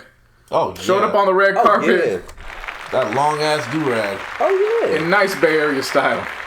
Yup. Said I don't need no gown to let it hang. Nah. Just put that on my do-rag and let it hang. Literally. That shit was magnificent. Oh, man. That was nice. That was so nice. Bay. That was such a Bay Area thing to do. I was like, Yeah. of course. So, Fuck with it. I'm caught up on everything. Yeah, I'm I don't caught know up. if you guys got anything else. No, To add, not really, except Yeah, no. Niners on Sunday. Gunshots, Niners, nigga. And I've been waiting, baby. Bring that Lombardi trophy back to Santa Clara. Not San Francisco. Nah, Santa take Clara. that shit to San Francisco, dog. Santa Clara too. I would. It's gonna end up in Santa Clara anyway. I don't know if there Yeah. would be an announcement for Kobe and Gigi's services. We'll find I out don't know later if on that this would be week. this week or We'll next week. But yeah, we'll figure out. if it is this week, then I'm obviously gonna be glued to that too. Oh yeah. That's gonna be I would for definitely. sure. I know it's not gonna be the same time the Super Bowl.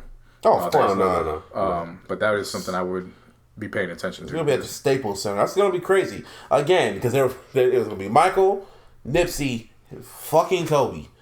That's still wild to say out loud. It was funny when we were watching the TV. They were talking about the funeral service. And then Michael Jackson's funeral was here, and Kobe Bryant would be here too. And then I was just like, "What? Not don't even bring up Nipsey, huh?"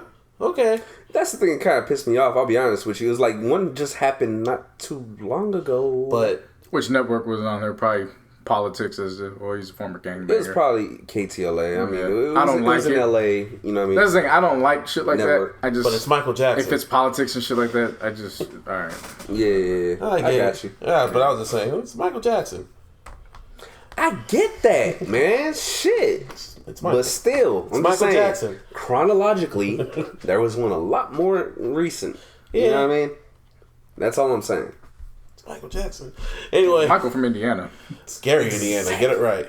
Exactly my point. Nipsey was. I know. LA. Yeah. Think he was from the ghettos, Gary, Indiana. Like, the fuck comes from there. Anyway, Freddie Gibbs. and him too. Although we also claim Freddie Gibbs as an adopted Californian. Yeah. He got a lot of love for both. So like I don't think you knew Martin, but he used to name drop Jacka a lot. Oh, that I did not You know. said that already. Yeah. Yeah, that was even before he died. He was really close with Jacka. Yeah, and I know you guys mentioned it on the last one. The Freeway was close with Jacka too. You got a whole Oh, album yeah. together. Yeah. Yeah. Anyway, That one I knew. this is episode 167 of the iLLogical Sense podcast. You can always follow us on the Twitter at Mr. Busby4 lowercase 08. You can follow us on the Instagram at the iLLogical Sense and the Facebook and the Facebook and Twitter iLLogical SP. And on all social media, JC No Hey. Busby said earlier, the playlist is up. For real. Sequenced Beautifully too by Just moi. Just keep talking about the greatness of Kobe, man. Oh, that's never gonna die. Legends never die. Just keep talking about the greatness. At this point, we can make up stories now. And they'll just be just as believable Yeah. as, Still surreal, man. Yeah. Yeah, no, definitely, man. Yeah. And shout out to Vanessa too, man. His wife and the other two daughters, man. Three daughters. Three daughters, yeah. Yeah. Yeah, you. Oh yeah, you can follow me on all my social media at Beats Be Killing Them, and search Venomous, spelled VNMS, on all your digital streaming platforms, and stream my song "Line in the Sand." It's also on the playlist, man. That's what Kobe did. He always drew the line in the sand. Yup. He always did, and said, "Dare you to go over," and tried to stop me. Yeah. Anyway, I end this shit by saying, Kobe! And then going, Mamba out.